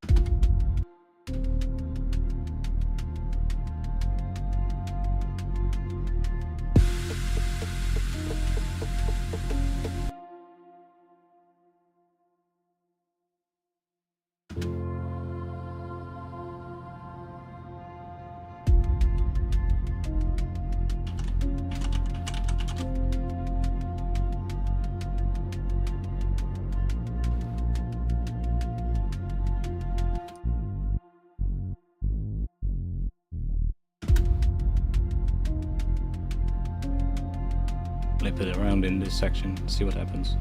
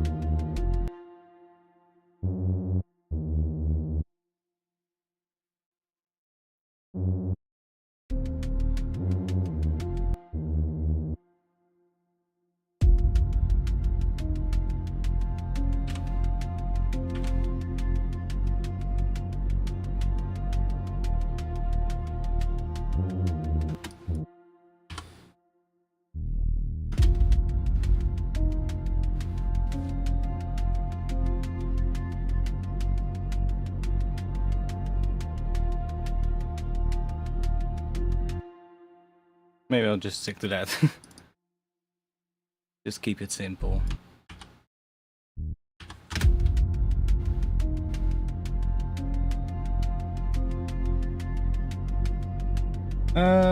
Yo, Russian person or Ukrainian, let me know.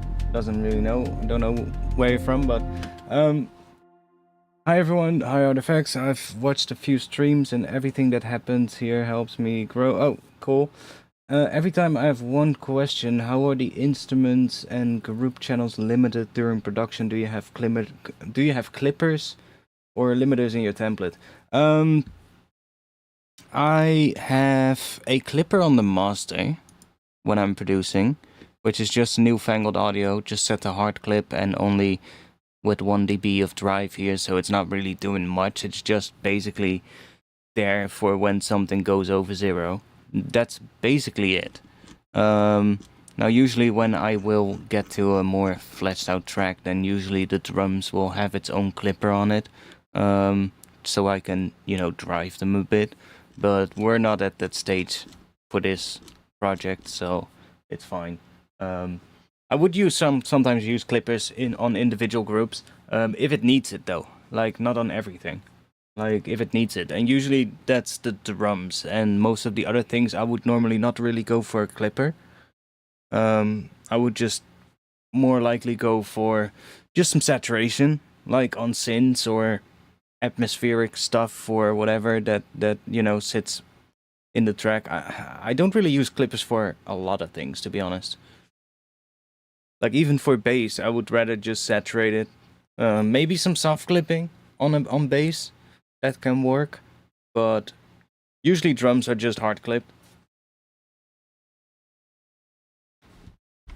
And I most of the time just use that one single plugin by Newfangled Audio. It has this detail preservation thing, which is quite nice. Normal clipper plugins, most of the time when you clip something, it will basically just make, especially with hard clipping, it will just make everything completely squared at the top, basically, when you go over the threshold. But this thing kind of tries to preserve some of that detail, which is nice, because on transients it kind of preserves it pretty well. And you don't really get this sort of like completely straight line that is just like a square wave, basically, in your waveform, but it still has a bit of that sort of like noisy kind of texture, which is nice. So that's my favorite kind of clipper plugin, so that's kind of all you need to know.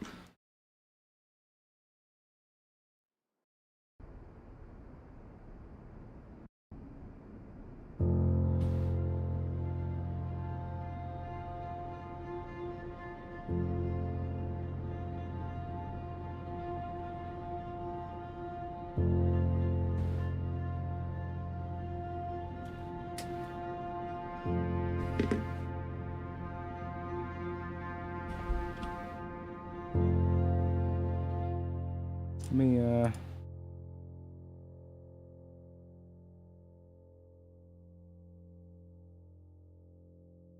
it doesn't matter.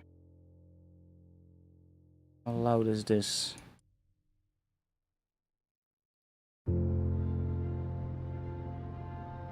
Not loud at all. Okay. Why did nobody tell me that this was super quiet? Or can you guys even hear this when I'm talking?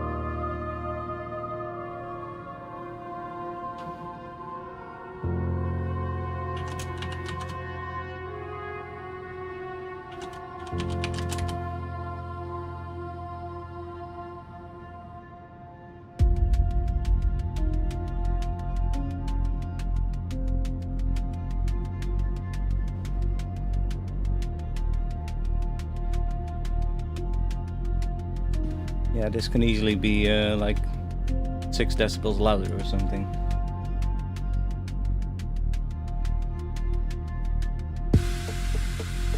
Of course, that kick drum is loud compared to everything else. Okay. Let me do some stuff for that.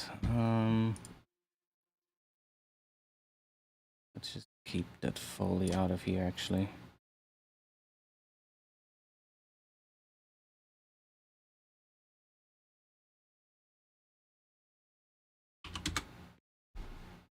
This is gonna be, now everything is gonna be louder here, which is good because the Foley is already, it just needs to be really quiet, so let's see what that is.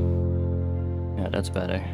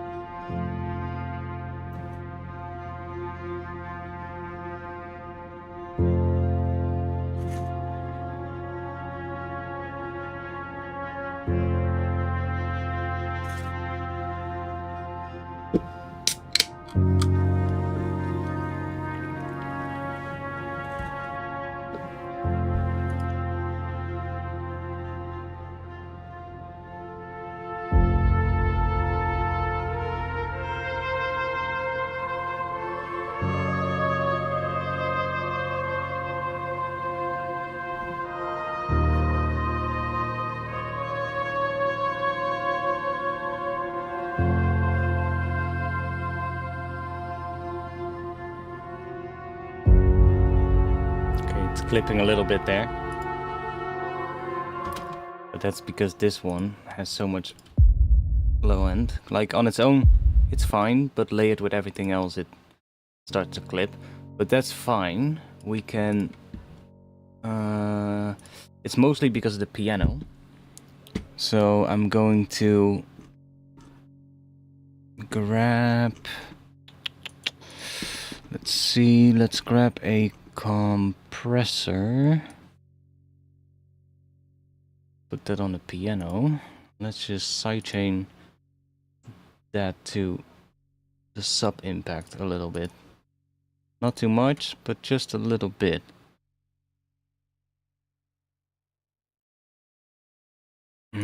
Shouldn't really matter.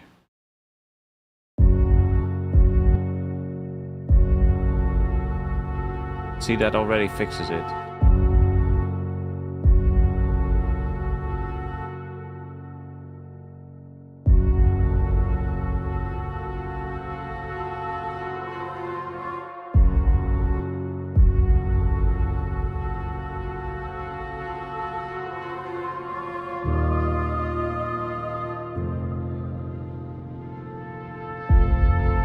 Yeah, that fixes it. Like you can hear it start to crackle because I'm using hard clipping on the master. Like if I would use soft clipping, you wouldn't probably hear that. It would probably be fine. We can check. But I usually like to just hard clip the master. It still crackles a little bit. Like with other plugins, other clipping plugins, I would use soft clipping or at least something a little bit softer than hard clipping. But because this one has this, I'm fine with just using hard clipping on the master, to be honest. I mean, I don't really have to because Ableton has a built-in hard clipper. If you export something out of Ableton and you export to like 24-bit or 16-bit, it's always gonna hard clip it. Maybe also, I'm not sure what it does if you export 32-bit.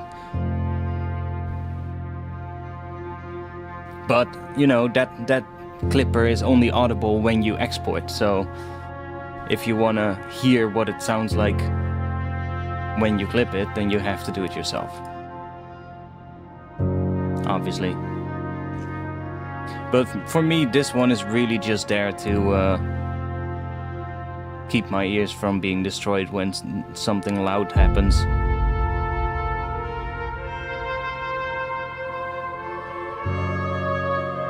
Yeah, like this part needs to happen earlier.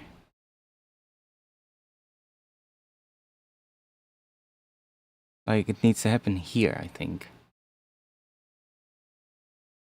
Closer to there.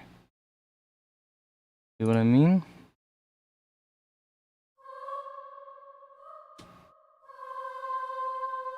Needs to go somewhere here, maybe.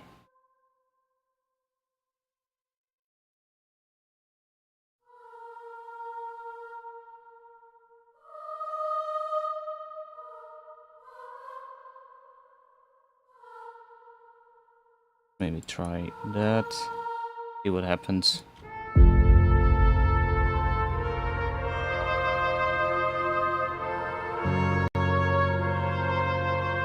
I would probably try and figure out some melody or something that works with whatever goes on in above it. But that should already make it a little bit better.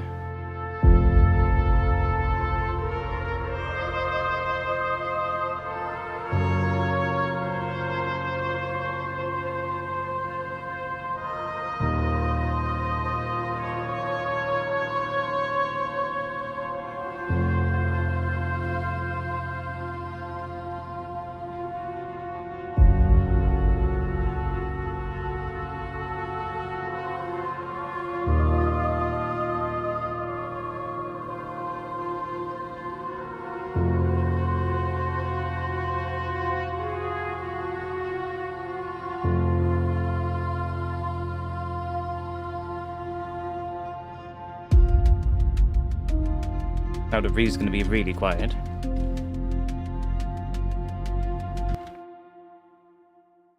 We'll just crank this up a little bit here.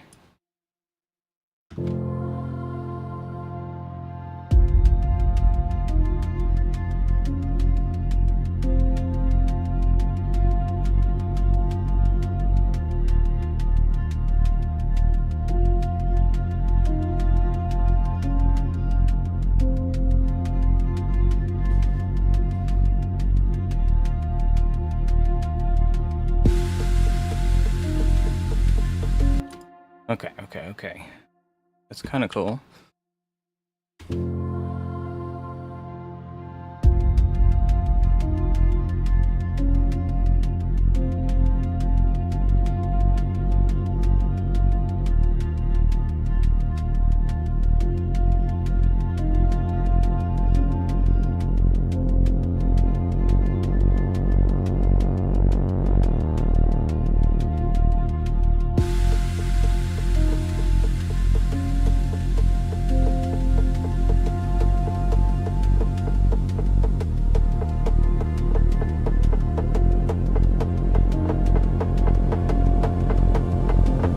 Here it starts to clash, but that's fine. I'm gonna work on that. Do you separate the process of creating music and mixing? No, I usually just mix as I go.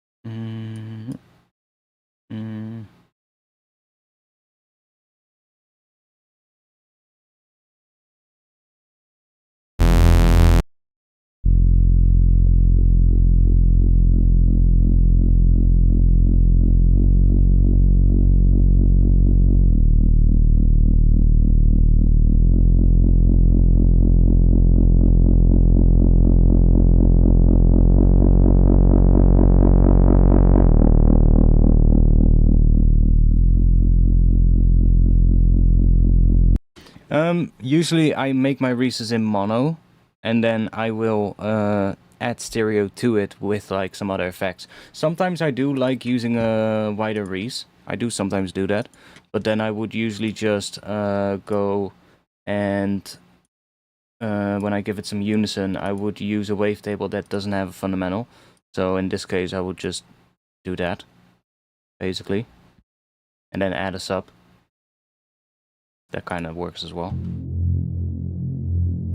And then you can just decrease it a bit. But if we add a separate sub, then you know it's gonna be relatively fine. I kind of have a wavetable for that I normally use,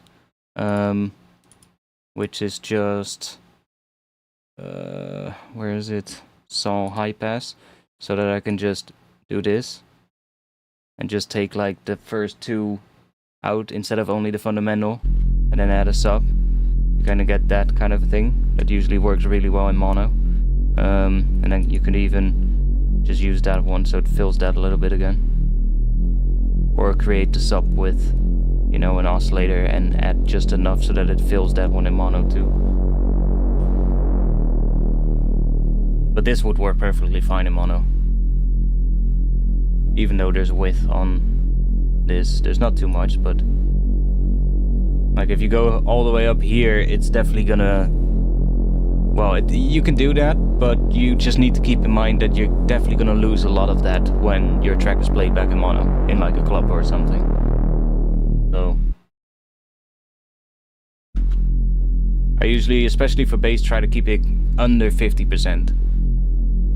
And depending on how much distortion you add to the bass, you might want to crank this down a lot.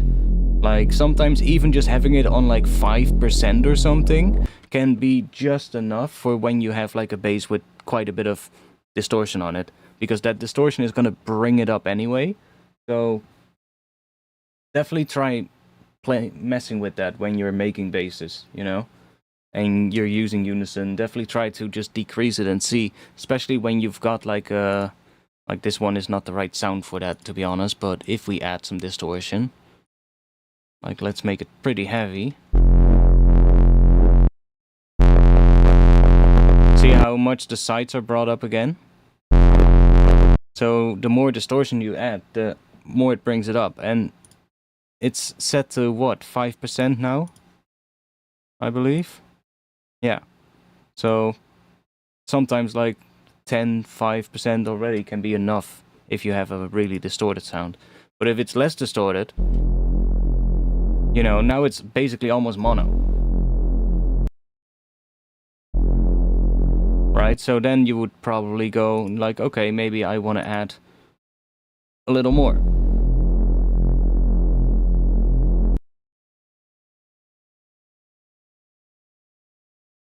I guess a utility on the effects could fix that. True, does fix it, but it probably sums it to mono. And that means that there could still be phase cancellation happening, right? And that will result in a inconsistent level of the sub. So it can work, but doesn't always work.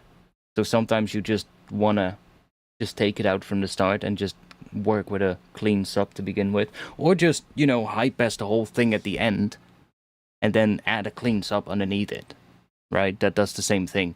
The advantage of doing it at the oscillator level is that you don't have to mess with like a high pass that, I don't know, key tracks so that, you know, every note has exactly just the sub removed, you know?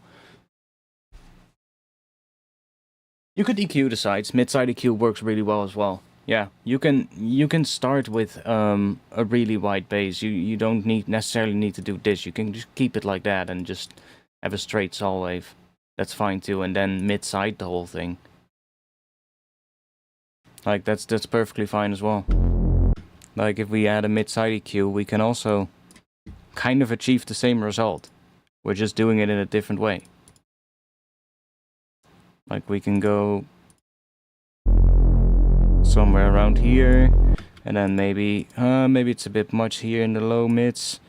Do something like that. And this will now also kind of work in mono.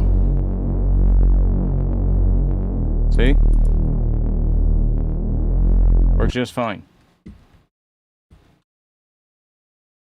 Whereas, if this would be played by itself, and I sum that to mono, it sounds so different, right? Because there's so much stuff in the sides. And you know, it's fine, but like with low frequency stuff, like I think this way I'm summing it here is just taking the sides out, so I'm not even sure if it sums it properly. But let's check.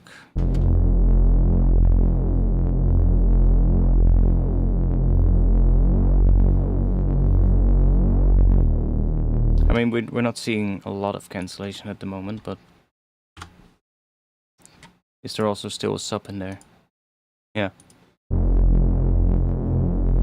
Now we hear just a saw wave.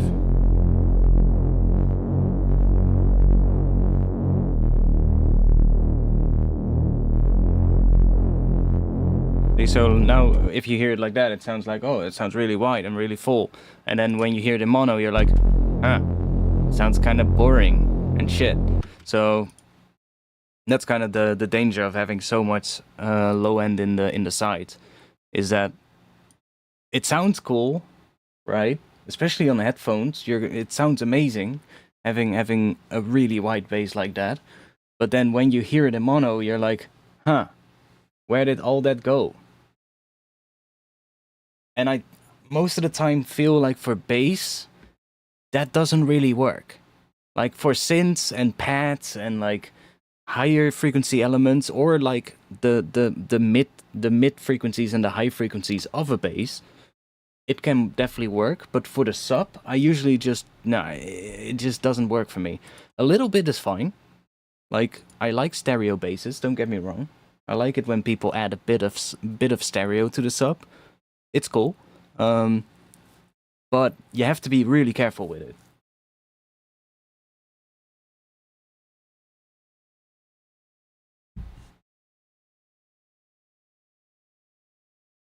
I'm not sure how the utility in the effects here.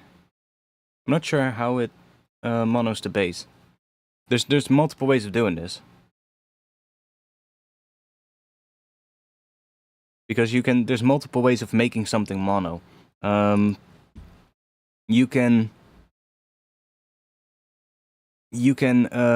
basically just take the left and right channel and take the average of that, right?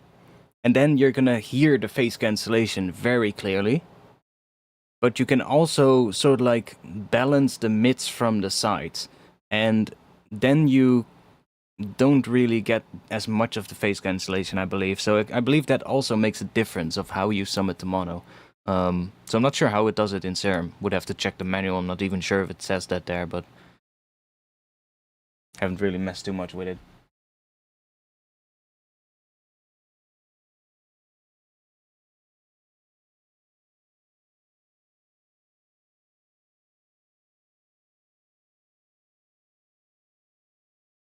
I mean, yeah, there's so many cool ways of doing like stereo on sounds. I made a what was it? Did I make it in Serum already? But something I quite like to do. I'm not sure if I already did that. Don't think so. No. It's actually pretty simple to do. Like if we just have... Let's just let's do that. Clear all of them. And let's just have this here. And we'll do a bit of that. And a bit of that one. So it looks a bit like a low-pass square, basically. Do normalize. Okay, cool. And now in this one, let's clear all of these as well. Let's add this one. Maybe that one. And let's just leave it at that. Maybe we'll put their phases at like roughly 50% as well, so it's kind of like what you would normally get. And then let's do the randomness down, and let's just add a bit of that. We don't even need that much attack, just a little bit. Now let me just make a little clip here.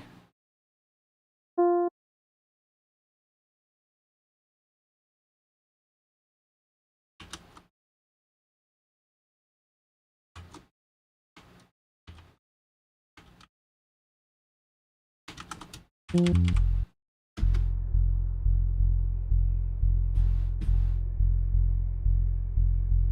it a bit of a pitch envelope. One moment, we're gonna get to what I wanted to say in a bit, but we wanna have a bit of a pitch thing on this, otherwise it's not too interesting. Global master tuning.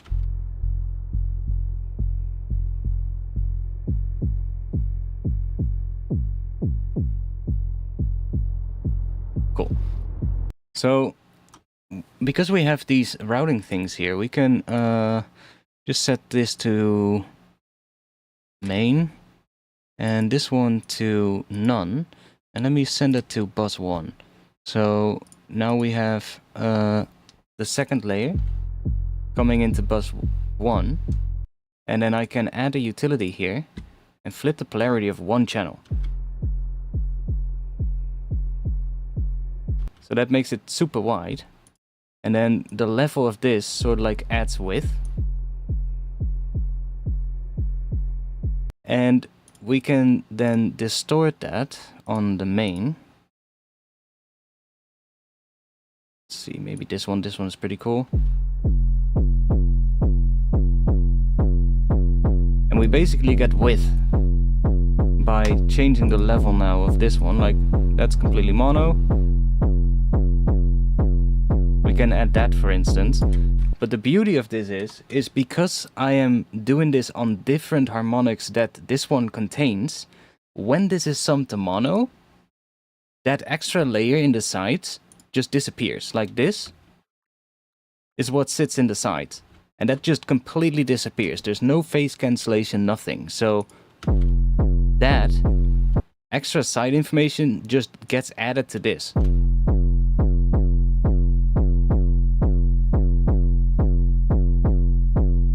See, and this sound by itself is still really powerful and really good, would work perfectly in a track as like a bass. But then when you hear it in stereo, it gets this extra layer. But that extra layer, when it's not there, it doesn't necessarily make the whole thing sound bad, right? And that's the thing that I like about this kind of thing. And we can do that now in Serum, which is really cool. And you can actually go completely crazy with the distortion. You can, I don't know. Okay, that one responds too much to the sub, I guess. Asymmetrical is also pretty cool.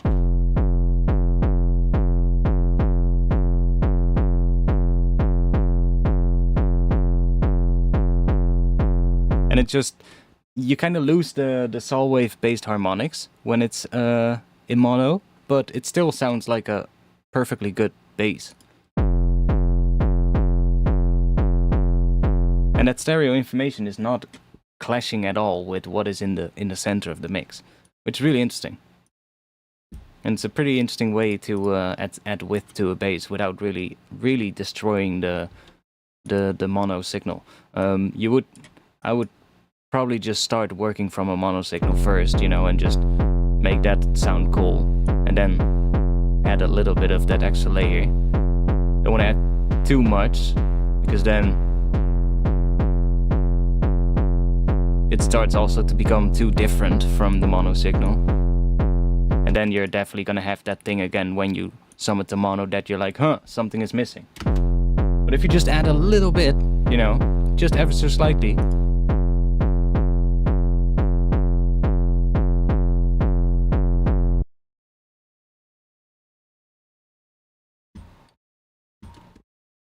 I'm actually working on a new video at the moment, but yeah, I will get into doing some Serum 2 videos.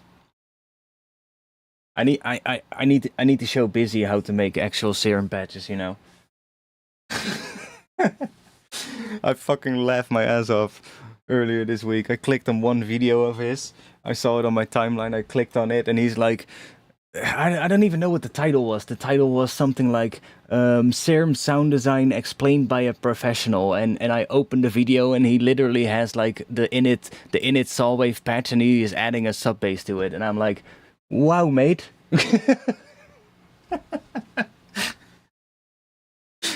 Oh my god. I don't know, man. The dude, I kind of stopped responding to him. Every once in a while, I just give, yeah, Busy. Every once in a while, I just give him a reply to one of his bullshit takes on Twitter. And these days, it feels like he doesn't care himself either, I think. Like, he just wants engagement. He's just a fucking attention whore. That's what he is, you know? Like, every time I call him out for some bullshit that he's saying, you know, he just comes like, oh, when are you making a video? Oh, when are you gonna make a growl-based tutorial? The last time I said, what? You want me to make a growl-based tutorial? Why? So that you can copy it. Fuck off, mate. Yeah, he's literally just he's just like, I don't know. I don't even know anymore at this point. Like, if it's a fucking gig that he's doing, or if he's like really just as brain dead as he is, you know. Somewhere deep down, I hope for him that it's the first, but I don't know anymore, man.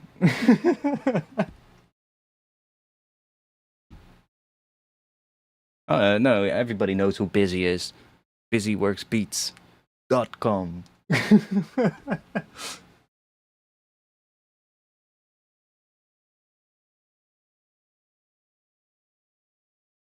Hey, there's a moth inside or something. I got a buddy.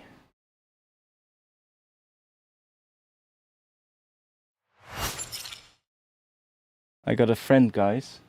Not sure if you can see him, but I caught a little, I don't know, a little pet. Oh, there he goes. Well, I'll find you after the stream.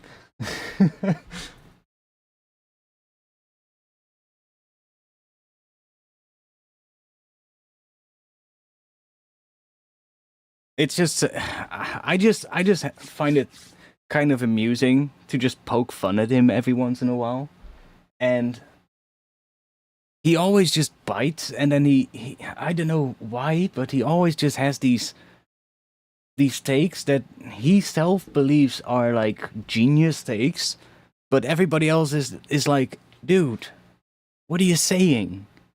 Like, he just, I'm not even gonna talk about it, you know. I don't know. I remember seeing his videos really early on in the day and already thinking like, what the fuck is this dude on?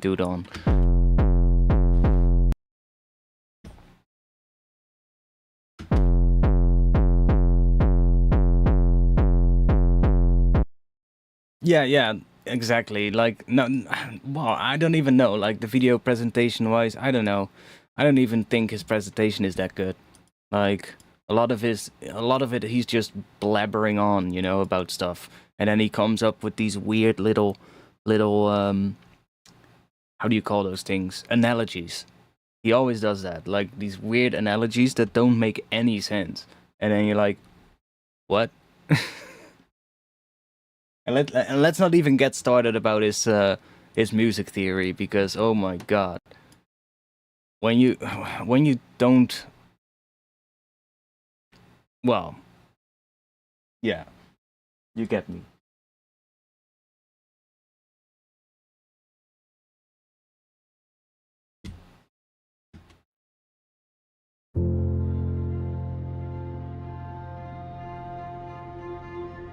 I mean, no hate on him. Like, I actually gave him this compliment plenty of times. I find it really fucking amazing, or amazing is not the right word. What is,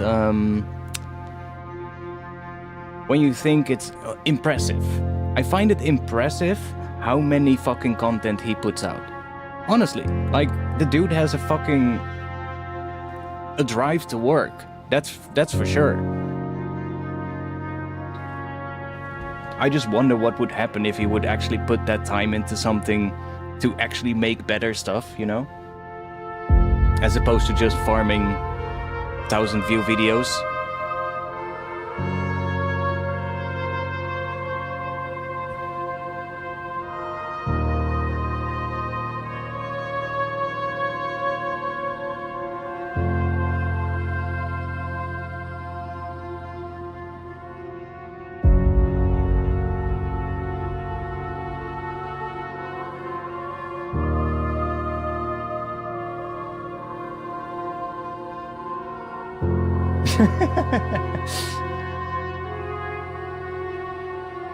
I definitely think we can make something out of this intro. It's still a little bit too drags out a bit long. Can work better if there's more stuff happening, but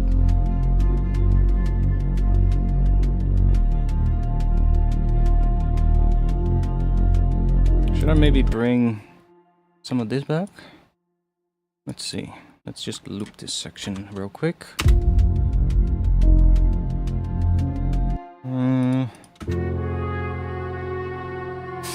Am I in the right range?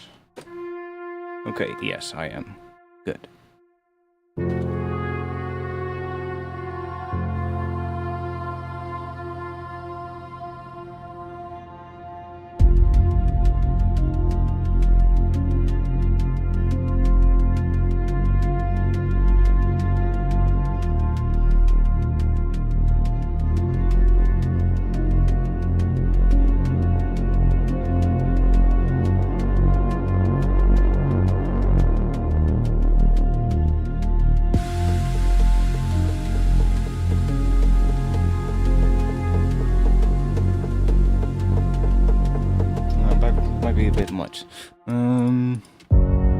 Also the Reese, did I... Oh yeah, I did a whole bunch of stuff to it. One moment, let me go back to where we were.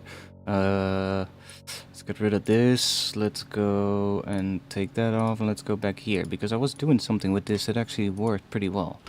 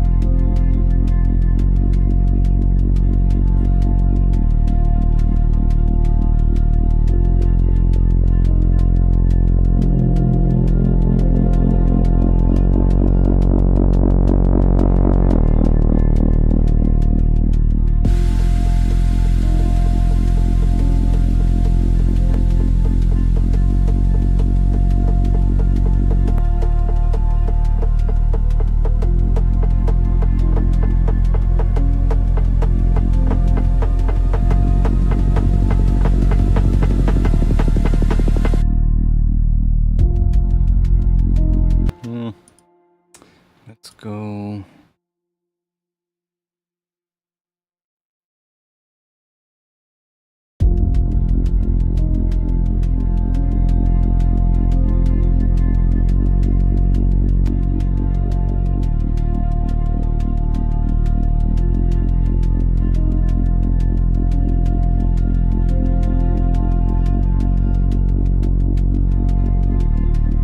I wish this thing was a parametric EQ. I really wish Steve added a different EQ in here. One that you could just click and drag and just move around. That would have been so much better. I really hope we still get one of those.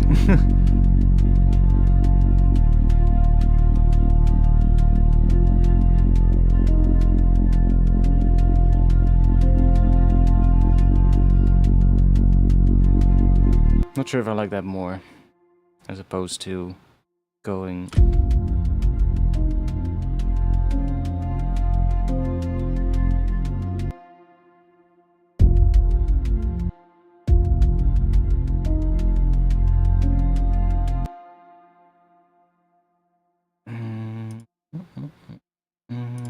let's just do this.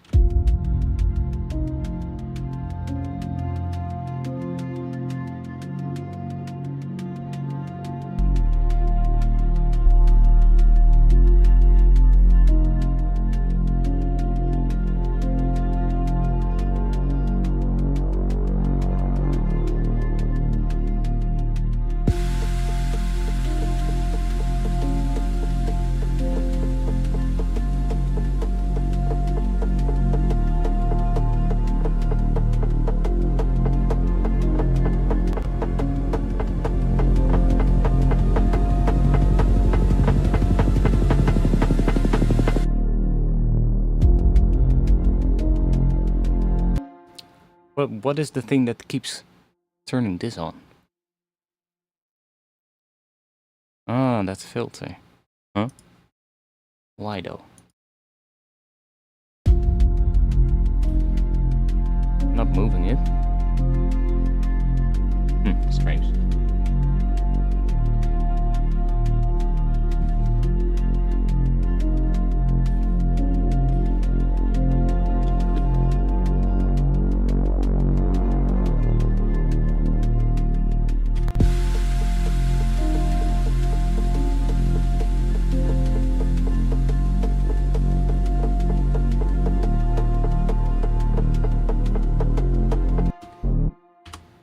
Oh. Do this.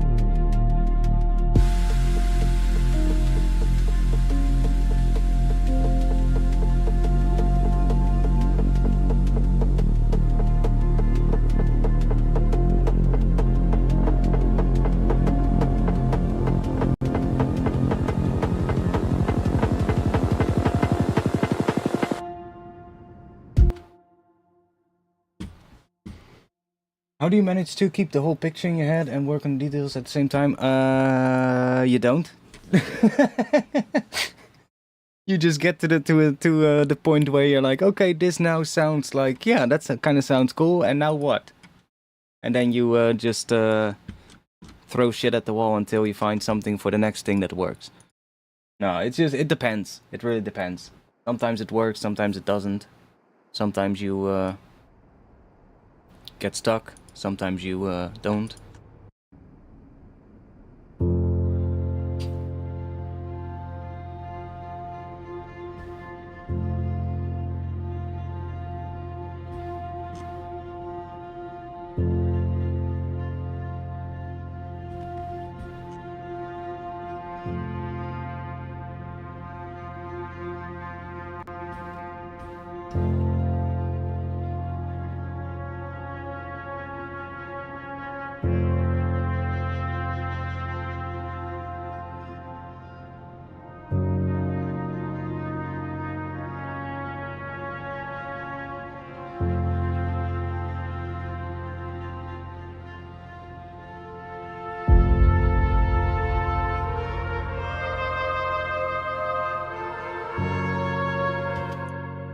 Compressor was off. I was already like, hey, why does the clip on that impact?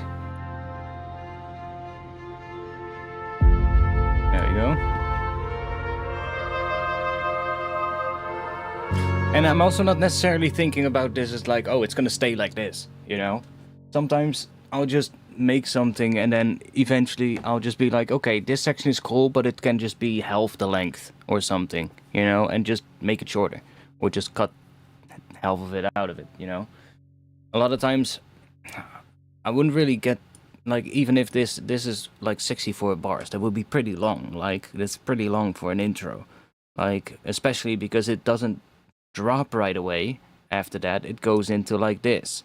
So technically the intro is like what, that, and if I include that intro here, that Foley thing, and there's something here that happens, then what, we get to 2 minutes. So, like, you know, it might be a lot shorter in the end, but when you're writing, when you just give it that space, you also have some more space to just play around with and just mess with things and try and get like different variations down. Or sometimes I'll even have like I have project files where there's like copies of the same thing just with different variations in it, just to see what works. And then eventually I'll be like, okay, this part is nice, that part is nice, and let's put them all together. And then you get the best little bits for the best track, right?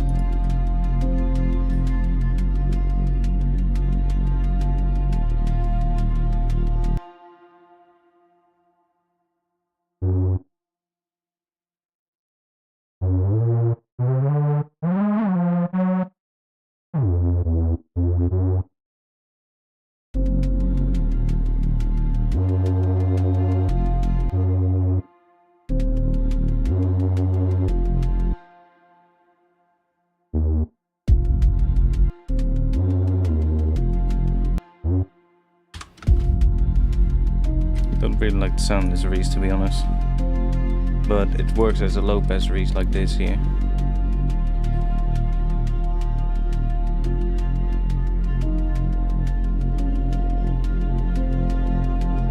That's why I had no width in there. I want to have a little bit of width in this sound.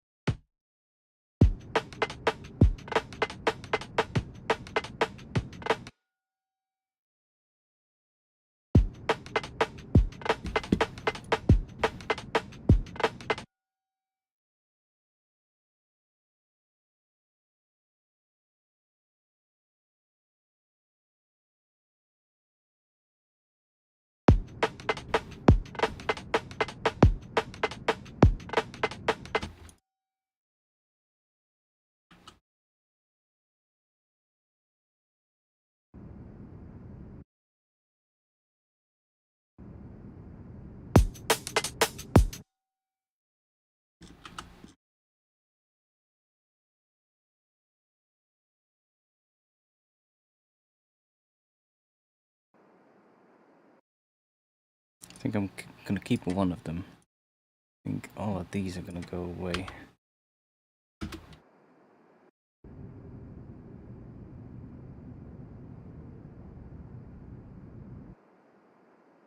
We still have a little bit of noise there. And we'll probably do something in here as well, but I'm not sure what. That is for later. Let's just get rid of all of that.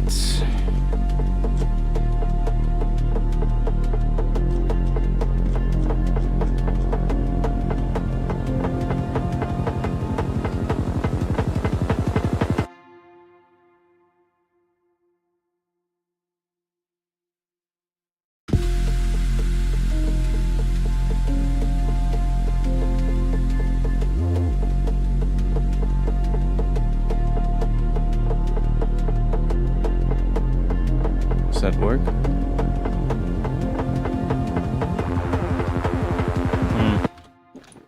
Don't really like that.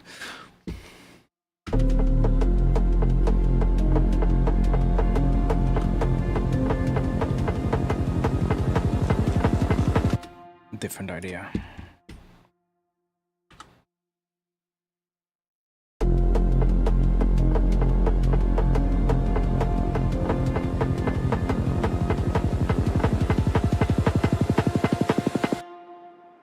That works.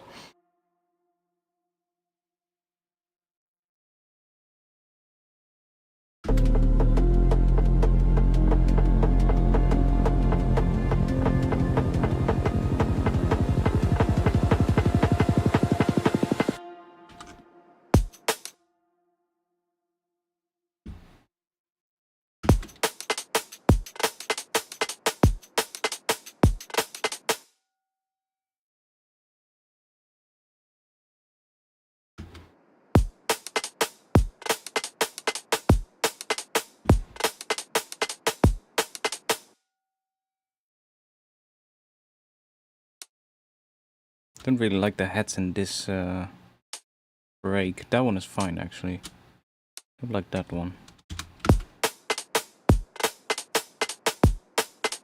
Like that is already better.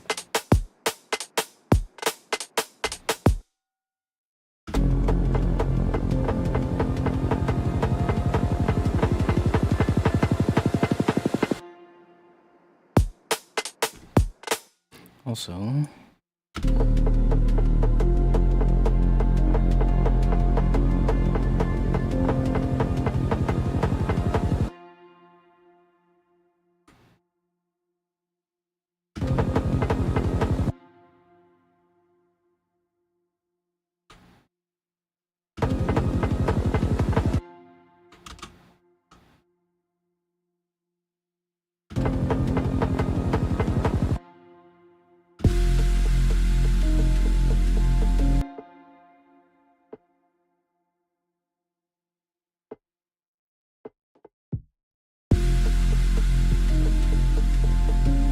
maybe I'll do just have a kick there, actually.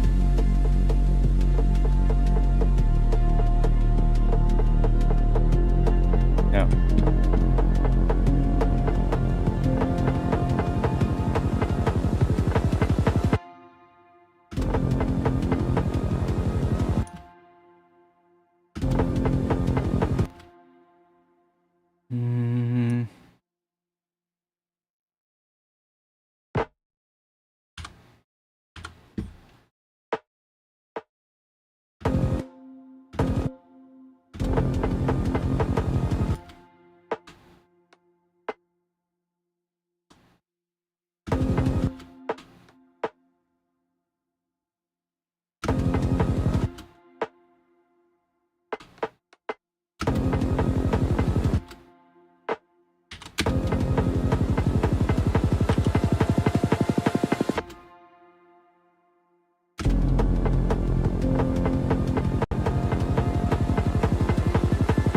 That's actually kind of a cool pattern too.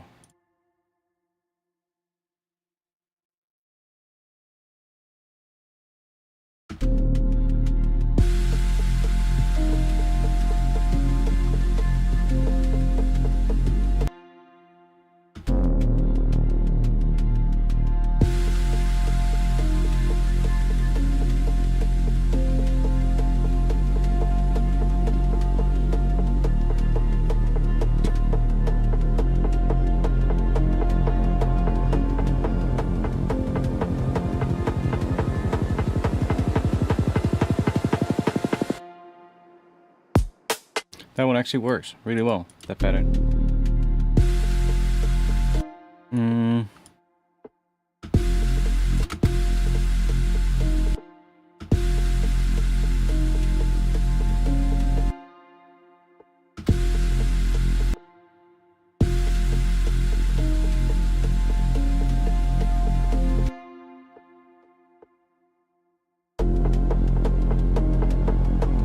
Oh yeah.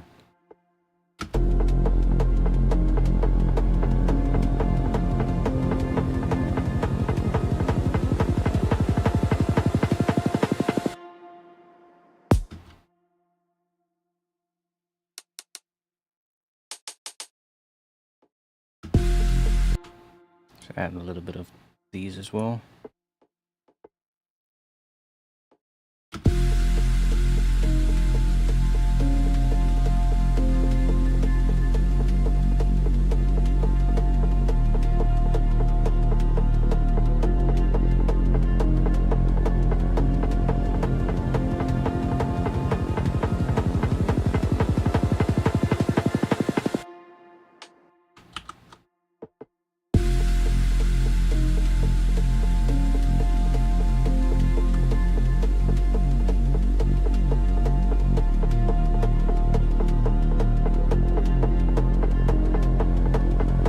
What are we gonna do in the drop for that? Because that is not gonna work, but let's see.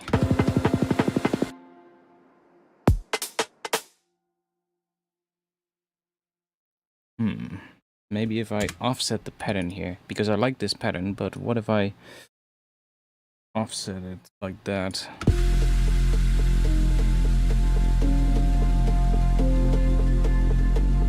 Then I can replace this one for a kick.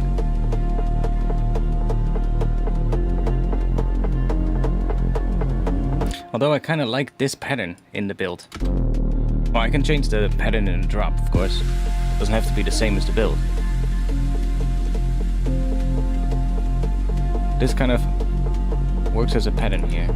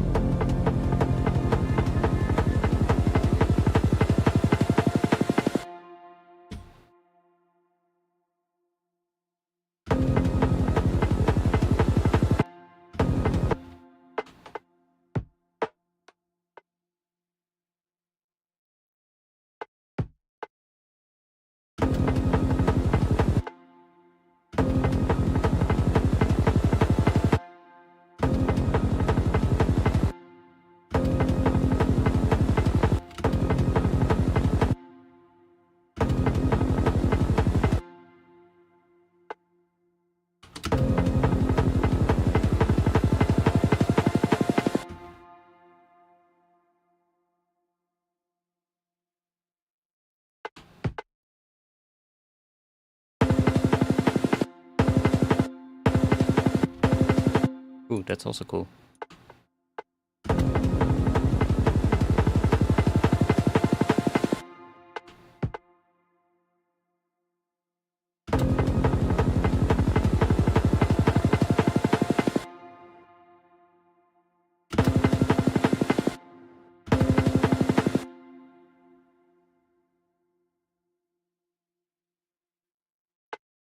More.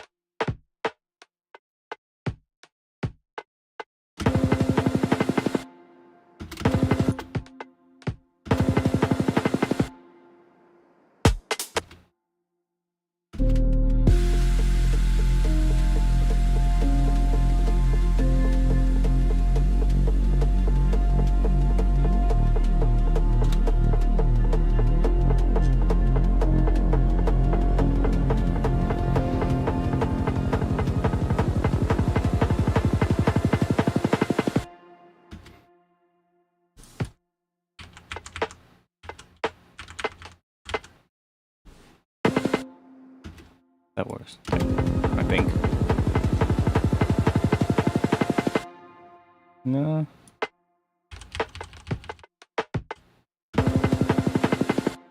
That works better. Yeah.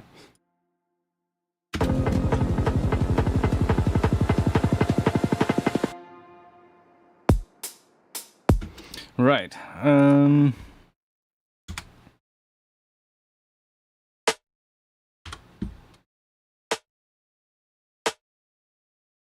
You're probably gonna hit there and there. I think, I'm not sure if I'm gonna do this pattern or just gonna go here. Although this pattern is aligned like that, so... let's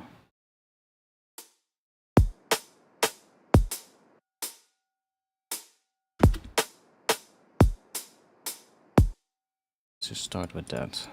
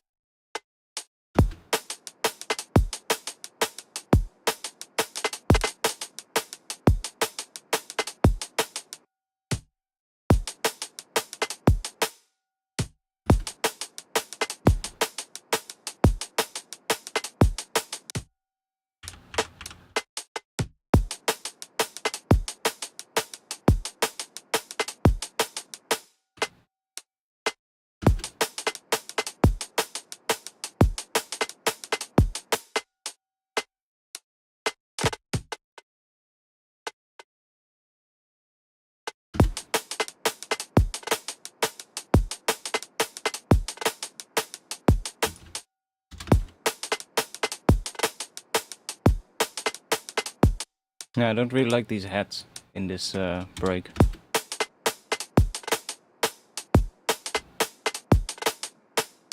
These hats are fine, but those ones just don't sound nice.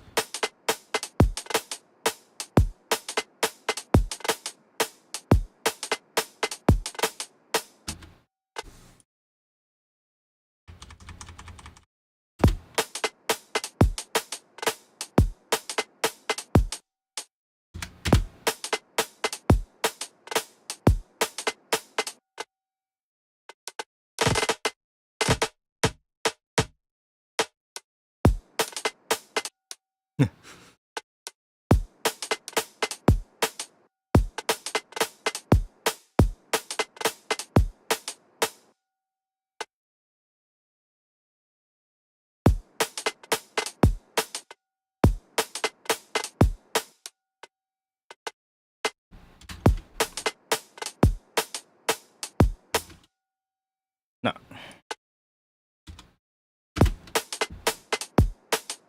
Like that works. That in here.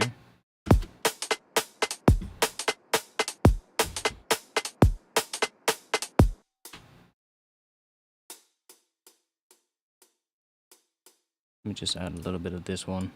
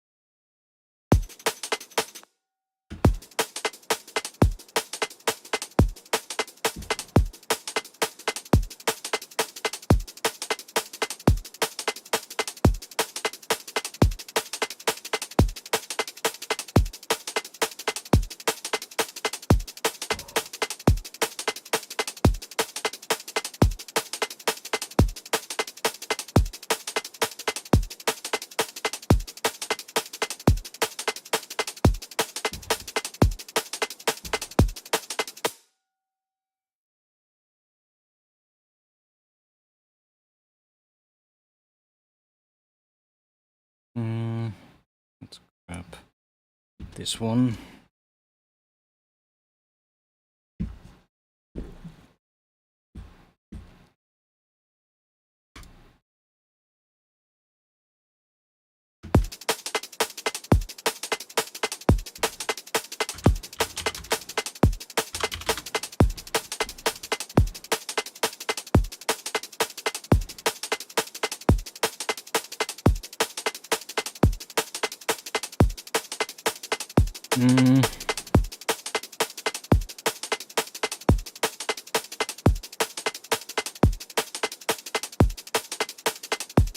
Yeah.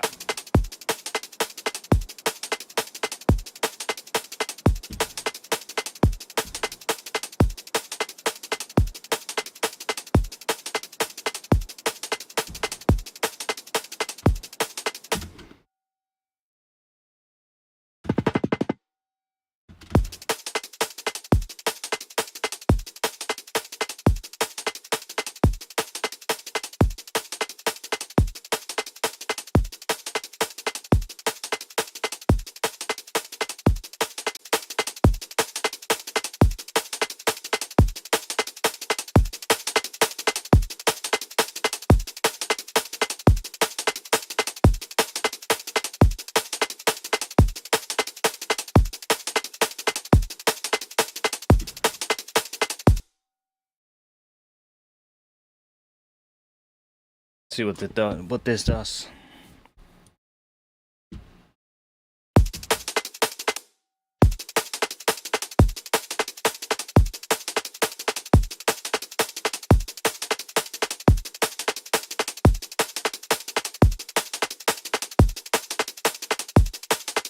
Actually, don't mind that.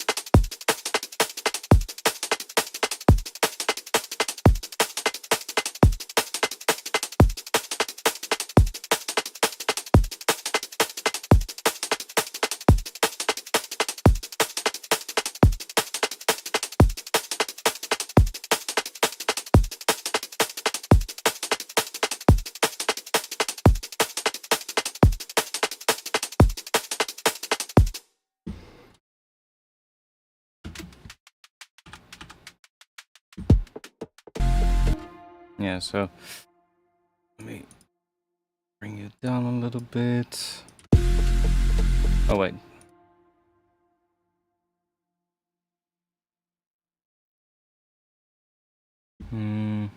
I guess I can just lower the volume of that MIDI node. Yeah. Go on a quieter kick.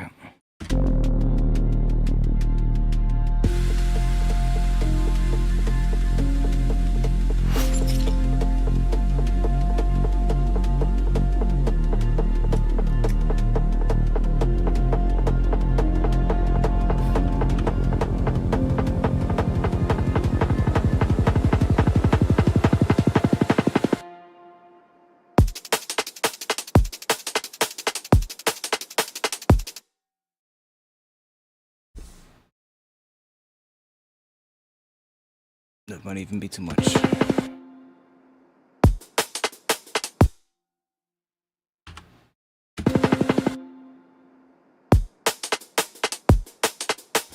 Yeah, we need to have some bass, actually.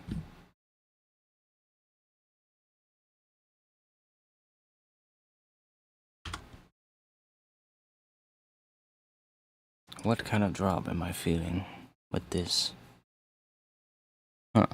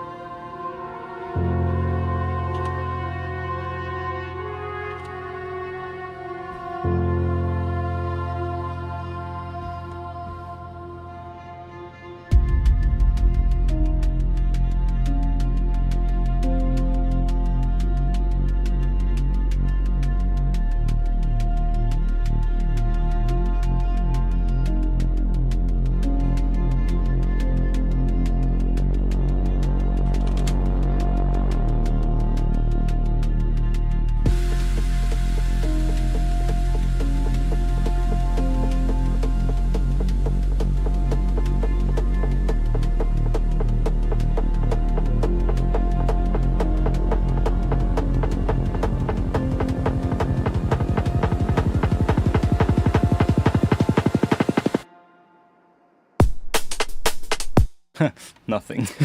It's so low pitched, you don't hear it. Let me put a pitch device in front of it. Come on.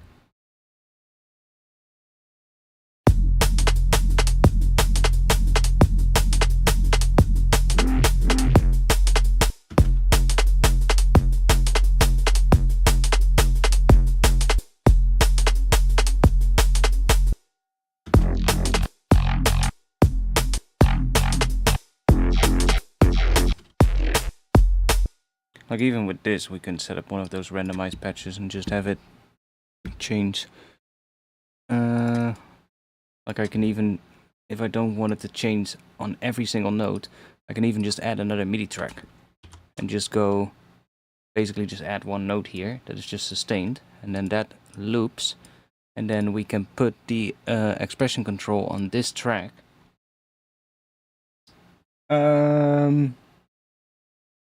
Oh, I guess you just, from the looks of the sentence, I think you just said the same thing in Russian, right? Is that correct?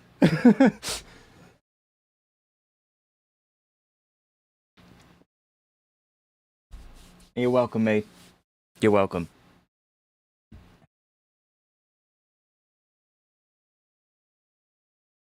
Check out the Patreon, everyone. You know where to find it. Let's see. Let's go. I'm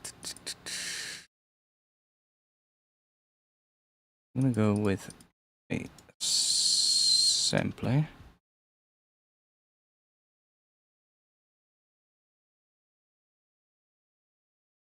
Yeah, still set up. Okay. Let's do.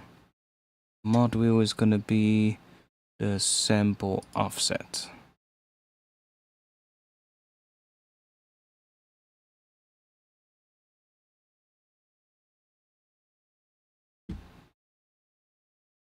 Then we can put CC control right here, so that we have the mod wheel. Then we can go to this other track, and we can click map, and then go to the other track again, and click click on the mod wheel. And now this one is mapped to the mod wheel, so we can just set that from 1 to 0, or from 1% to 100. And now it will just pick a random position in there. For some reason it doesn't. Why does it not play on the other notes? Huh? Why did it play for the first one and now it doesn't? That's strange.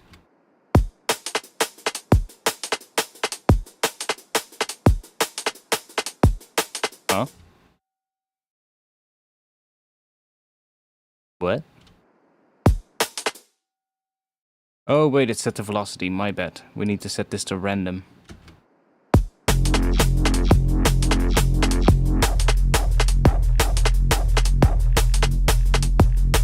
For some reason it doesn't do it right away. We can do that.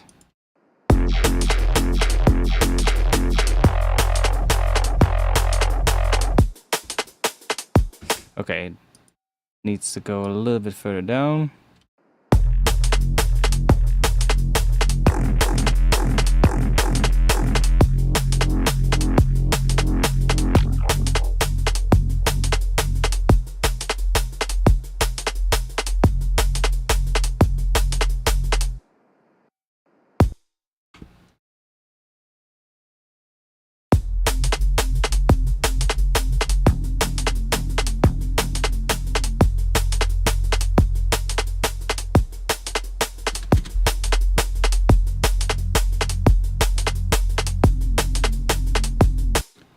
Let's do it without the filter first, because there might be some cool things in there. Let's see. Let's grab another sample.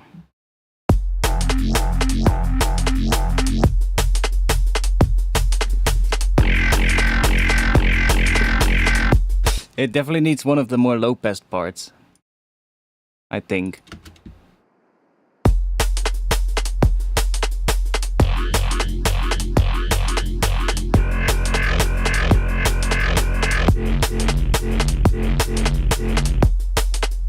Let me make this thing shorter. There we go.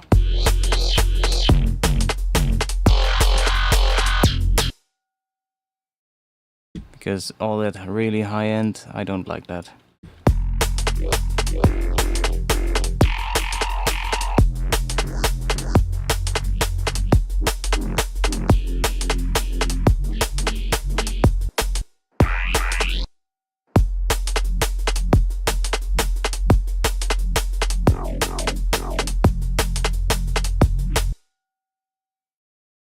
Okay, I want to do something real quick. We're not going to use this. We're just going to find the position ourselves. But this is now controlling the start position.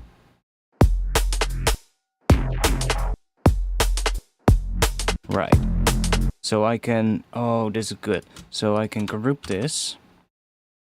And let's group this again. And I'm going to duplicate this one. And then now I want to have... Oh, fuck. We can do that now. It doesn't matter. Let's go into the pitch. And let's set the detune to macro 1 of both of these. And then we'll go into the mapping. And we'll change this one to go from 0 to 50. 0 to 50, and then this one goes from 0 to minus 50. So now this is detune. Let's map that to... we can leave that here, actually. There we go.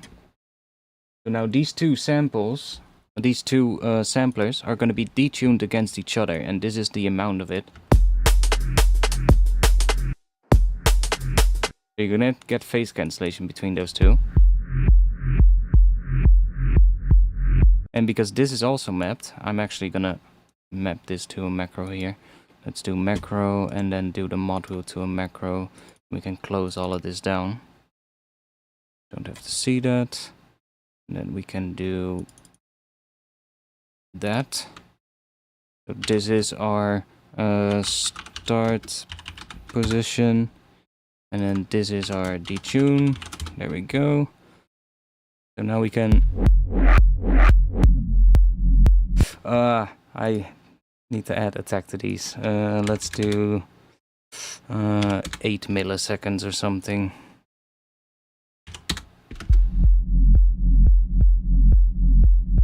And now I can still throw a different sample in here because they're mapped. So...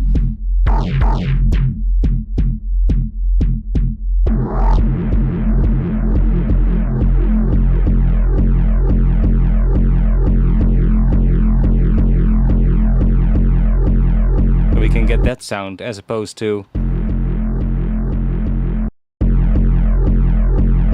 Now it's clipping because it also gets louder, of course, but...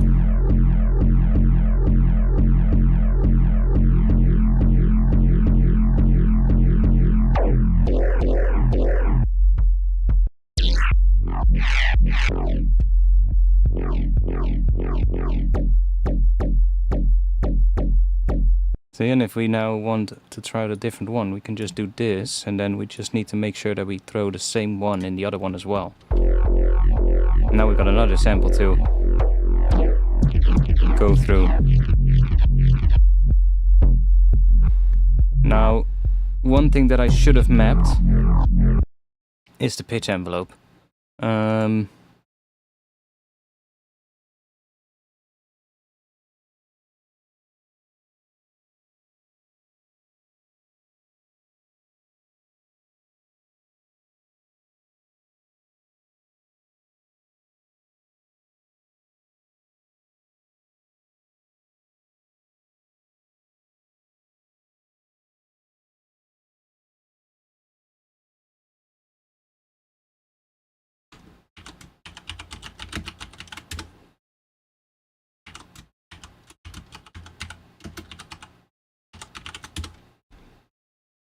Because then we can make sure that we can also do...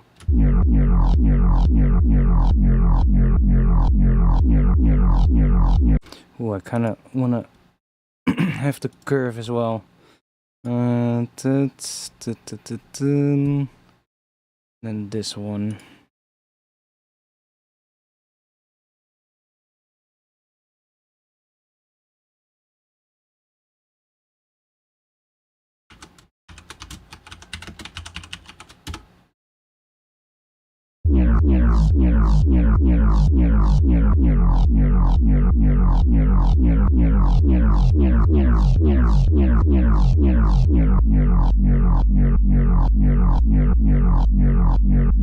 Start to make some pretty cool sounds like that.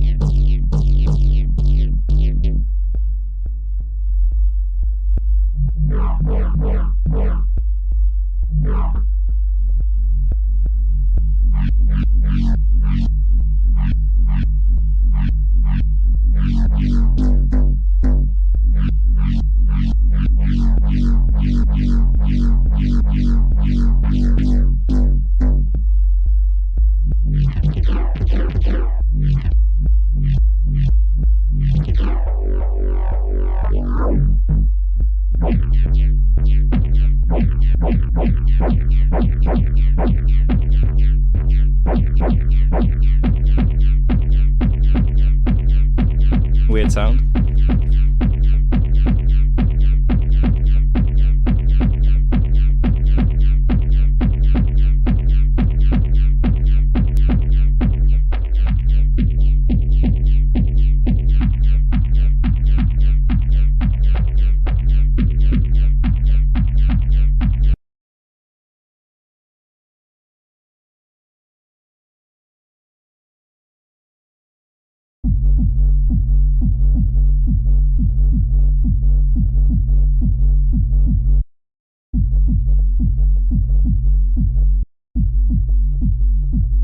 You can use this to get like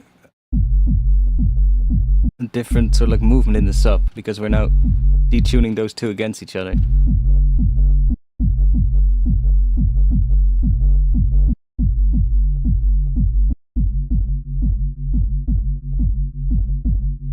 Now you have to be careful because you can see it really cancels itself out, of course, but with just a little bit, it can be really cool.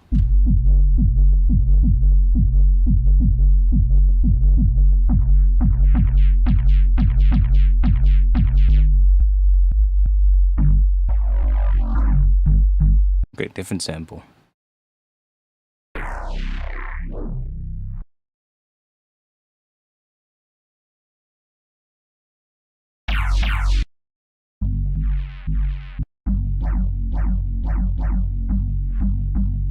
Ooh.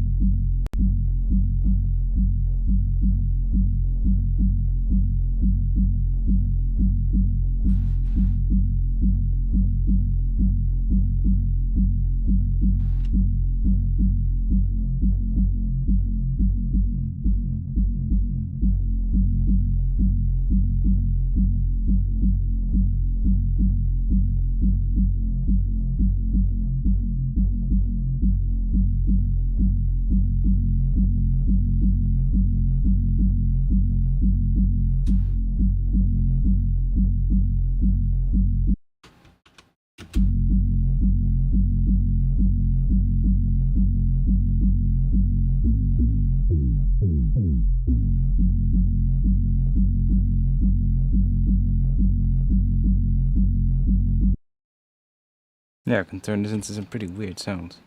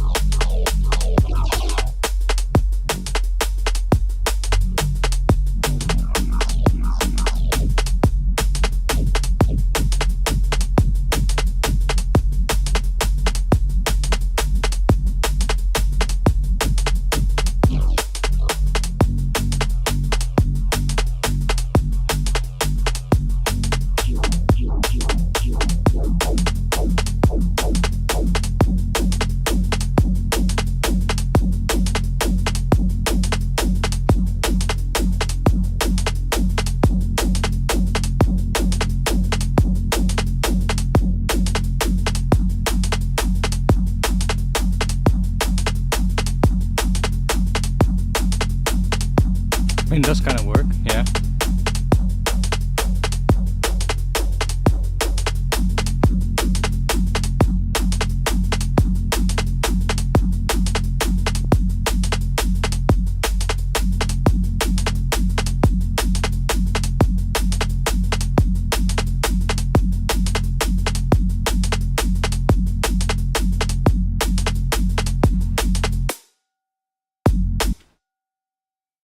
Kind of. Also, my ears are getting tired. I can feel it. Where the drums sound like ass at the moment.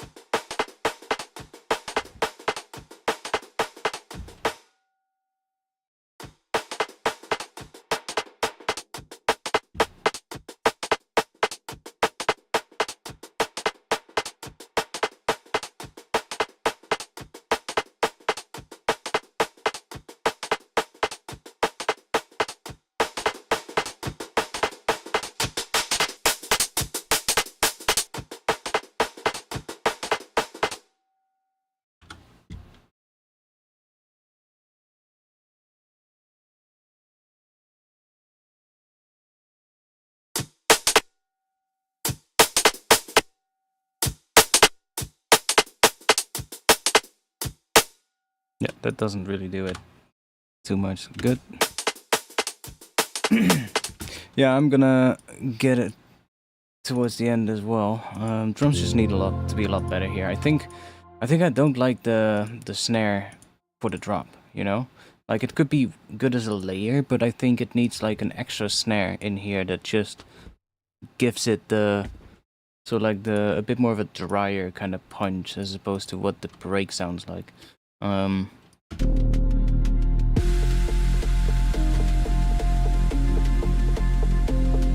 Let's see. Snares.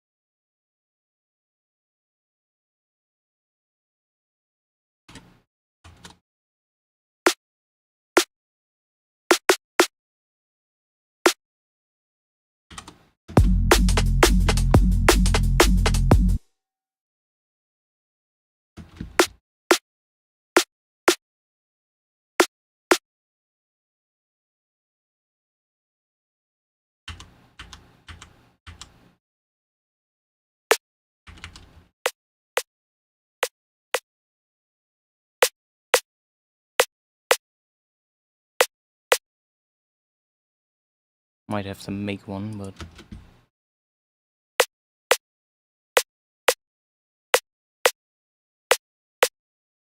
let's go and grab another sidechain here on the snares.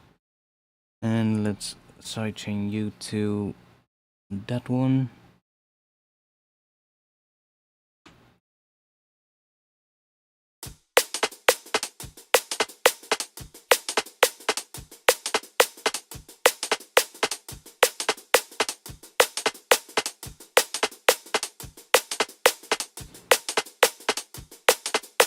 And we can still use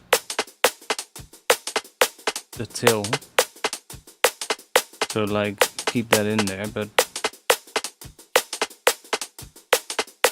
sidechain it to the transient of that other snare.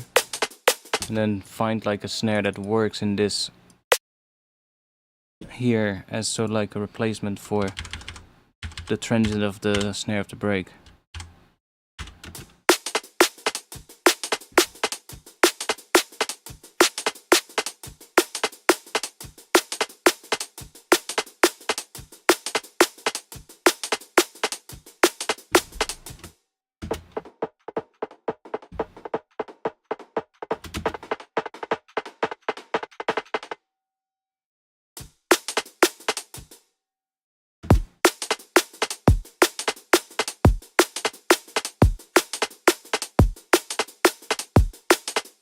That one might be a bit too low. Might want to go for something a little bit higher.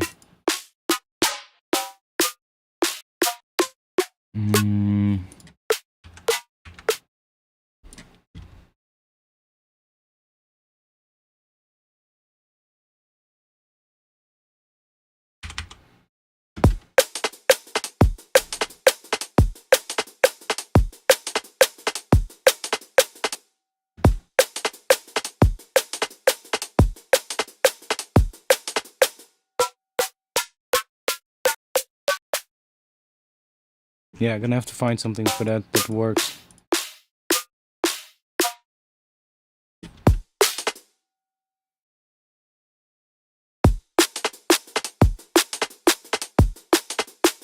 Probably gonna just make one from scratch so that I can find like the right sound for that, but I definitely think that that would work. Okay, even if we just let's quickly just do that. Is it then still mapped? I hope it is. Yes, it is. Nice. We can just make one real quick. Pick that.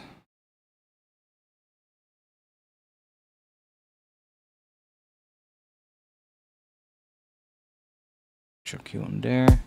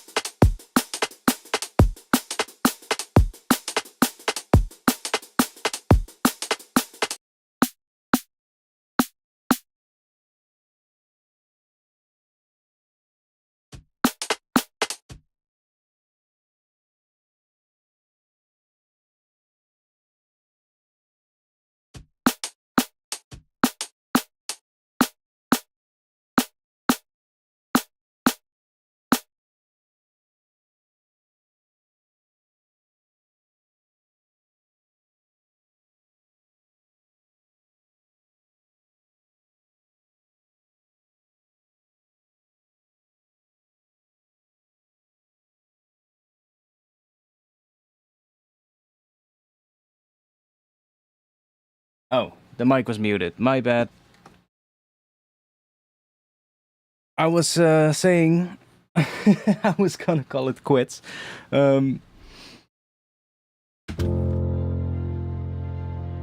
But it needs like a little bit of an extra snare layer. Something to make the drums better. Gonna have to make some good drums for this. Spend some time making drums. But I really like the vibe that this thing gives. So yeah. I'll see what I'll do with it, but thanks for being here. If you haven't yet, then join the Discord. Link to that is in the chat. And if you want to support me and get some samples, get this Ableton theme or any of the other Ableton themes, or any of the other samples or things that I drop on Patreon, go to my Patreon. Link is not yet in the chat. Okay. There we go. Check out my Patreon. The support really helps. And I'll be back again next week around 8:30 to 9 p.m. Amsterdam time, somewhere between there. I'll let you all know on Discord when I go live. We made a bit of a vibe today, but that's fine too. I'm gonna mess with this tomorrow and see what I can turn it into. Maybe next week we'll come back to it. That could maybe work. Anyways, thanks for being here, and I hope you all have a good night. See y'all next week. Peace.